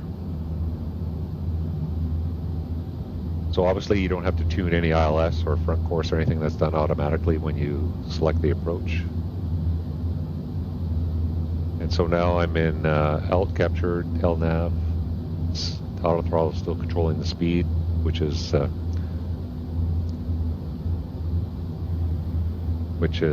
set here. Now I've noticed, I don't know if this is because these are Trent engines, but the auto throttle mode enunciations are different than what I'm used to. Like this would say MCP speed, because that's what I have set is I want it to fly MCP speed. So this could be correct because these are Trent engines. I flew with the GE engines, so I don't know if this is correct or not. But we'll. So these enunciations are not quite the same as what I'm used to. Okay, we're looking good. I think I will arm the approach if I can. So still not close enough, so you kind of need to have, so yeah, I'm starting to see the ILS come up here now, so let's see, no, still can't arm it. So you need to be a little bit closer, usually within 15 miles to arm the ILS. We're still about 17 miles away. As soon as I see a glide slope pop up here, I should be able to arm the approach. But in a real plane, you would be able to do it now. I don't know why it doesn't let me do it till I'm closer in here.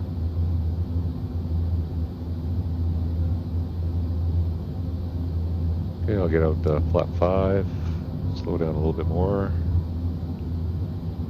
There's the glide slope starting to come in now, so I'll arm the approach now. And so you see the approach is armed. Normally you wouldn't see Vorloc armed there as well, but you do have localizers captured and glide slope is armed, so that looks good.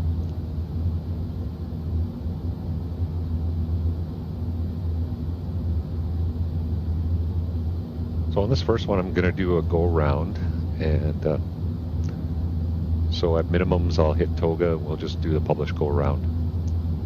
We'll see how that works. It works, well, I've tried it before. It works pretty good, actually.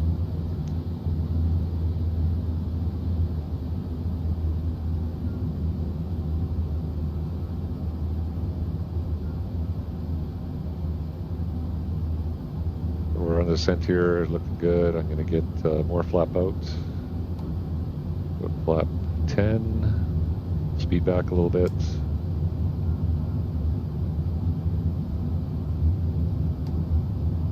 Flap 15.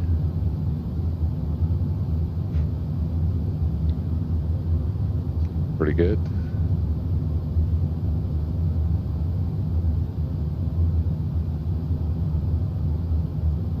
And I'll get the HUD out now too, since we're going to be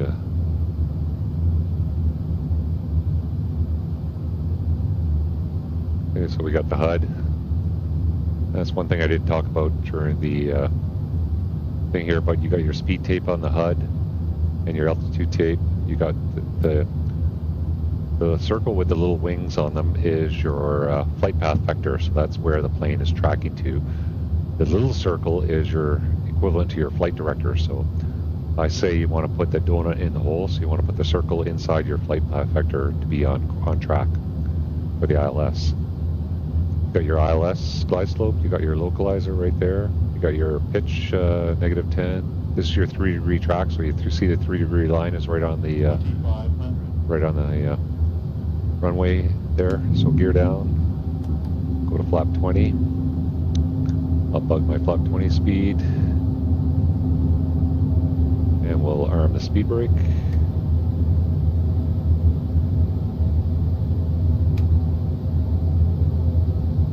So speed brake is armed. We'll flap 30, and we'll set our ref of 52, ref +5. And so we'll just get rid of the HUD and we'll do our landing checklist. So speed brake is armed, landing gear is down, and flaps are 30. Landing checklist is complete. We'll get back on the HUD here. Yeah, so there's lots of HUD cues here.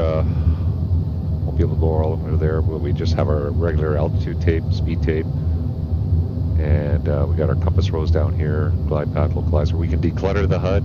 So normally what I do is, so we got land 3 flare rollout arm, so that normally happens around 1,500 feet, so that make that call then. So you can declutter the HUD with the HUD button up here. So if I hit the declutter button, it gets rid of the speed tape. So normally what I do is when I go through 1,000 feet, we didn't have real SOP for that, when to declutter the HUD. You could keep the HUD on, but if you want to get rid of some of the clutter, I usually do it after 1,000 feet. So I do 1,000 feet, check SMS approach altitude, and then I would declutter the HUD for the rest of the ILS. And you still have your speed there and everything like that. So once you're fully configured, below 1,000 feet, I usually declutter the HUD. There's 1,000 feet, check SMS approach altitude, and 4,000 feet is set for the MS approach altitude.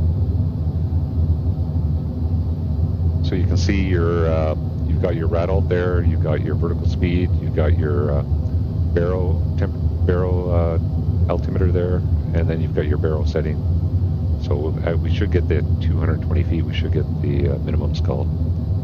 And then I'll hit toga. Now when I'm done go-arounds, it should say go-around here. It's just toga over here for pitch. And then it should arm the nav, and then it should say go-around, but it doesn't say go-around here, so I don't know if that's correct or not. Could be. Like I said, I don't use these, I haven't flown with these engines. Chasing a little bit. Approaching minimums. Is approaching minimums call? That's pretty good. Minimums. So let's hit toga. Go around thrust. Flaps 20. Positive rate. I went too far on the flaps there. Positive rate, gears up. Landing here. Landing here. Yeah, it should be flaps 20. Hard to set. Okay, so we got thrusts. LNAV is armed now. Toga. So you should see go around there. You do see go around over here on your engine instrument display, so that looks good. And then going through, so we're just continuing on the go around here. It's following the LNAV track now, and you can see it's going to track out to that publish hold. And then, so I need to get out of toga here. So if I go to VNAV, it should go VNAV speed and then pitch up quite a bit because it's going to add a lot of thrust. But then it doesn't bug up automatically for me here, so then I'm going to have to go to flight level change and then bug up myself.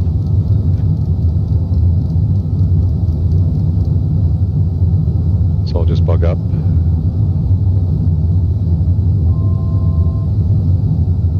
It's 4,000 for 3,000. And as it accelerates, then I'll start retracting the flaps. So the issue I have when I do these go-rounds is getting right, because you want to set flap 20. So it's easy with this. You just do 2 clicks, but with my honeycomb, I tend to overshoot it. Okay, we'll get flaps 1. Flaps all the way up now. Levels off nicely. Altitude's captured.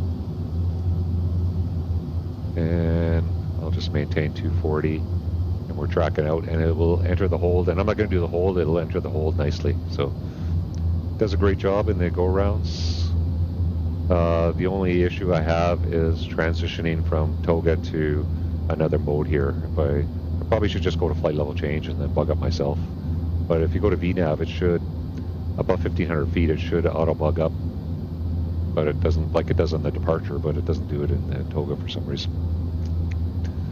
Okay, I'm going to go heading select, and I'm just going to heading, take it around to, whoop,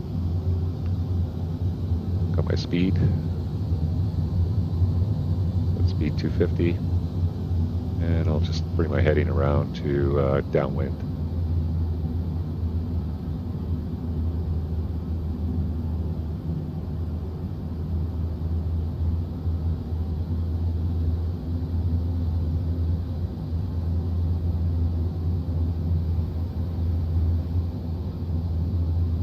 I'll bring up the HUD for now.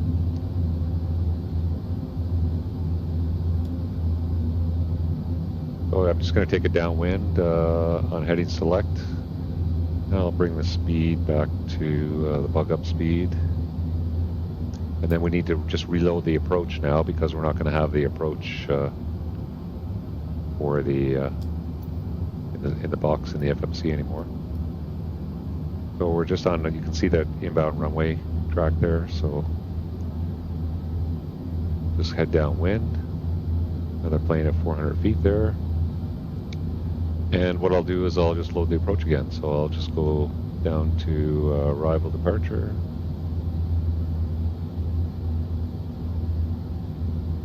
Approach, and we'll just get rid of the arrival. We're just going to load the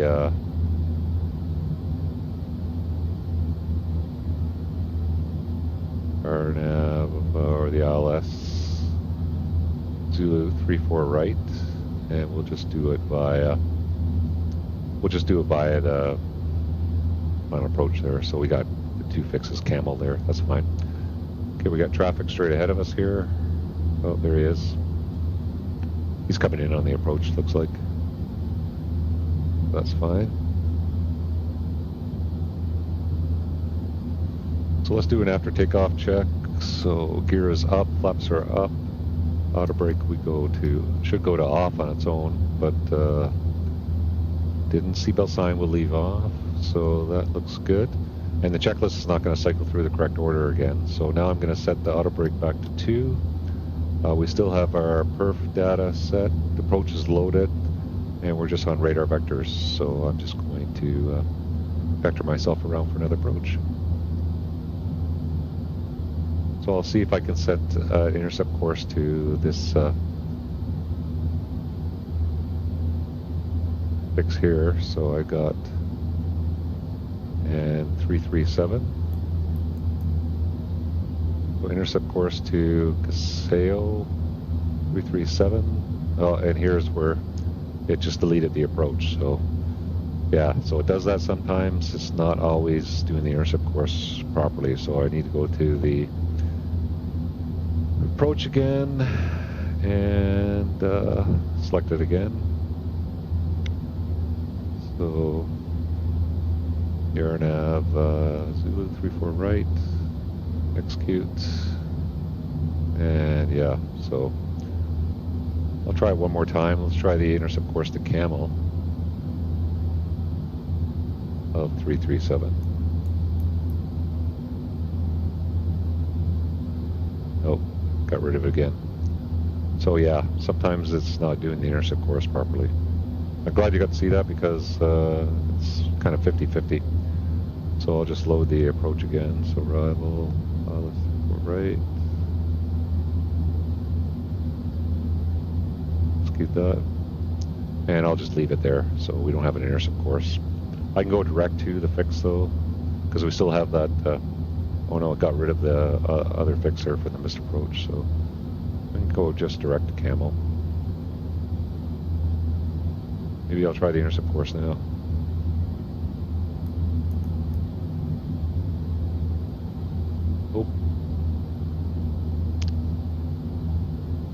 Oh, this one gave me that didn't catch. Well, I'm just going to leave that there.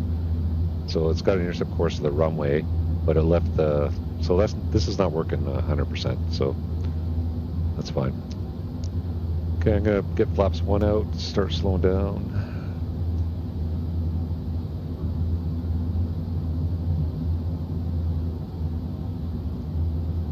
And I'll turn downwind or turn base leg at Casio.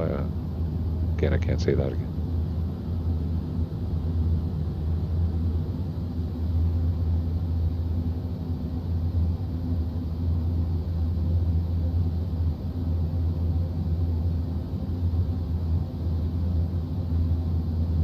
Yeah, I'll slow it down to 200 knots. We got flat 5 out.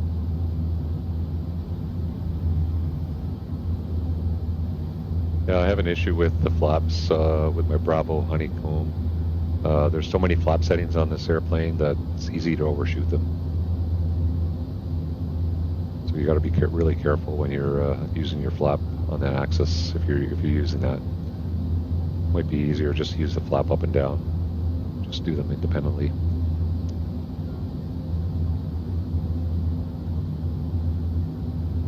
One notch at a time. Okay, I'll make a right turn.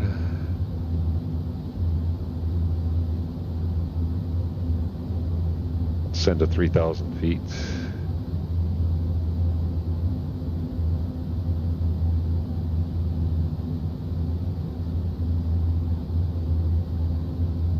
Just go vertical speed.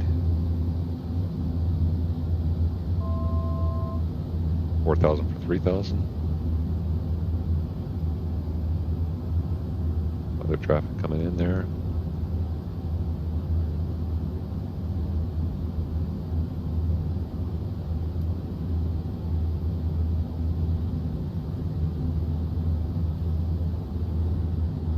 Yeah, so I did a flight last couple days ago on VATSIM, and yeah, I have no issues at all flying this plane on VATSIM. Like I said, it does 95% of the stuff it's supposed to do. So.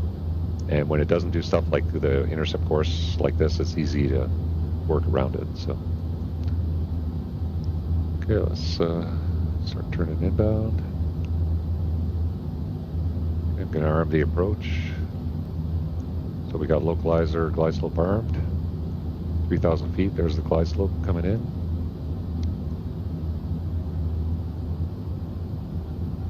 And I'll get the speed back to my Flat 5 speed. And I'll just do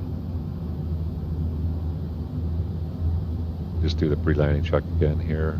Checklist, if I go back to checklist, it's just going to go back to when we did it again. So it's not going to cycle through to the after landing checklist there, or the shutdown checklist. But so it doesn't reset the checklist. In the real plane, it would reset the checklist.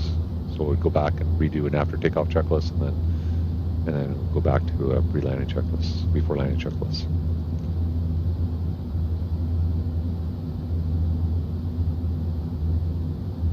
Oh, gonna have to get the vertical speed going, so I'll set 2,000 feet. We're a little bit high. My vectors aren't very good here. Go vertical speed.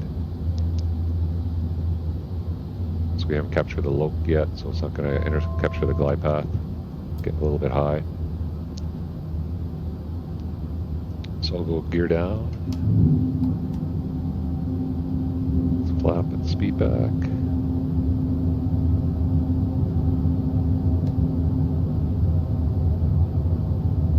down flap 20.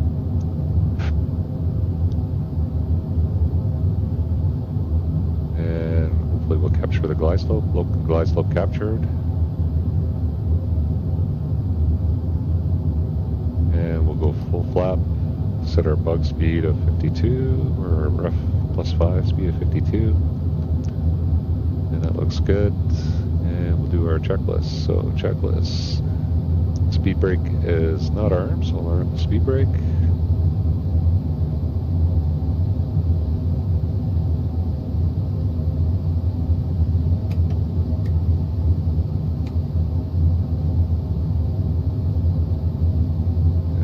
Finicky arm the speed brake there. Okay, speed brake is armed, landing gear is down, flaps are 30. Line checklist is complete.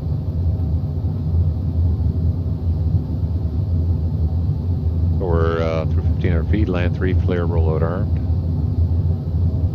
And I'll go back to the HUD. And the HUD is, I'll just leave it fully on for this remainder of this approach here.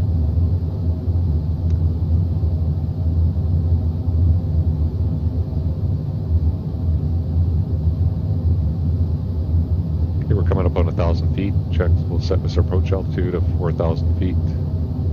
Set. 4,000 feet is set. Say we're clear to land.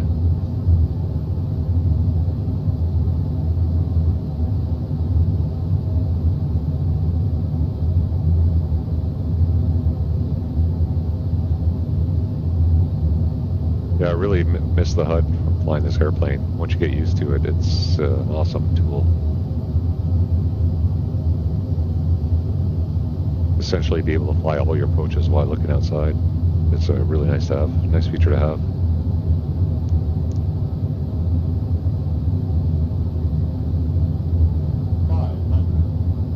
Squeaky on the chair there. So I'll disengage the autopilot. We'll just hand fly a little jump there. So I just put the flight path vector on the 1,000 foot to go markers. And you land this airplane with the auto throttle on.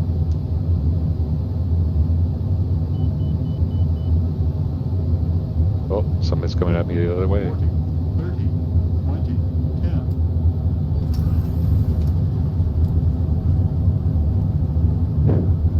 I guess they're landing the other runway. It's reverse, a little bit twitchy on the rudder.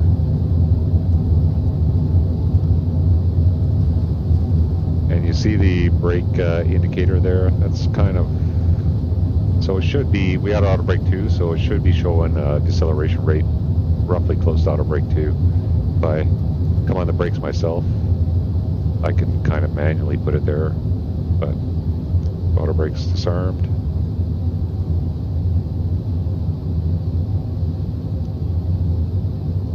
Close the reversers, and we'll just exit up here straight ahead.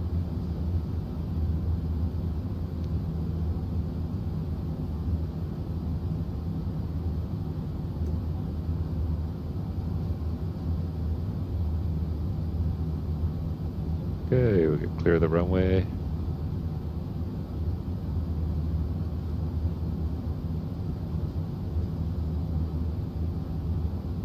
Yeah, I guess flight sim, it's crosswind, and I think they were using 34, but looks like they're using the other runway.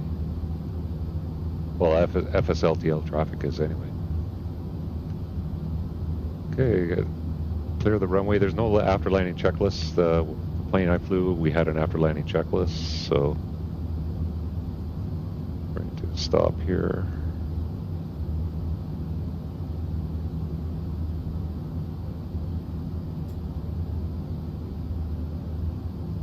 Okay, so we'll get the after landing flow, we'll get the APU on. Get a landing light off, strobe light off, taxi light on. Good, I'll get the auto throttle flight director off. Flaps come up, speed brake will stow. Transponder is good. Okay, so normally at this point the first officer will run an after-landing checklist, but this goes right to the shutdown secure checklist. So, because after-landing checklist, you want to check things like your APU's on, that your anti-ice is set appropriately, because you might need it on the ground because it's in auto. But if it was high moisture content, low temperature, you'd have to put it on. Okay, so we'll say the after-landing checklist is complete anyway. We'll continue to taxi in.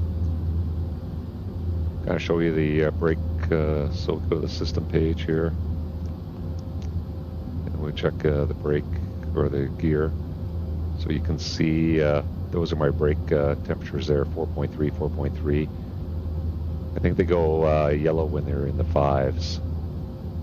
So if you had heavy braking, they would go yellow. So those are your brake temperatures right there. And I can't remember the scale, if it was 1 to 10. But anyway, if you were in the yellow, they would show yellow, and if they were overheated, they would show red. So we'll look down, our APU is running, so we're good to shut down any time. I'll just take it into one of the first gates here.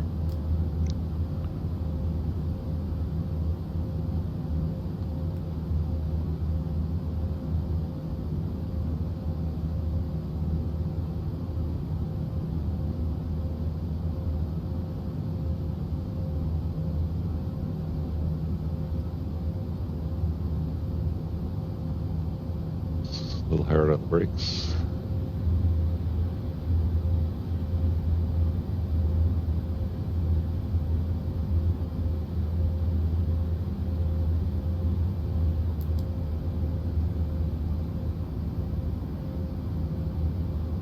Yeah, so overall, this airplane is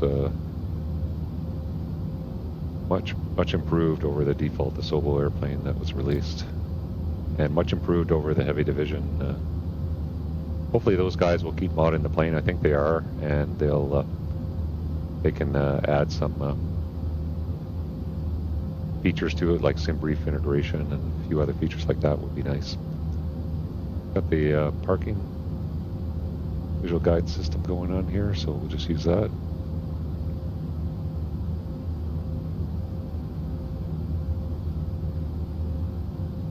Stop. Parking brake is set. APU is running, we'll go cut off. Get our beacon off. Anti-ice can go off. Get our fuel pumps off. Electrics and hydraulics off. Go ground power is available, we can go ground power. And we can get the APU off. So let's go to the checklist. And we got our shutdown checklist. So hydraulic panel is set, fuel pumps are off, flaps are up, parking brake is set, fuel control switch is cut off. And next would be our shutdown checklist, which just secure the ILS, emergency lights, packs, and APU. And we just leave it there. And like I said, we just leave it on battery power with the external power. We don't make it full black ever. Usually the maintenance guys take over, and if they need to make it black, they'll make it black. So that was our flight in the 787. Welcome to Tokyo. Thanks for joining me.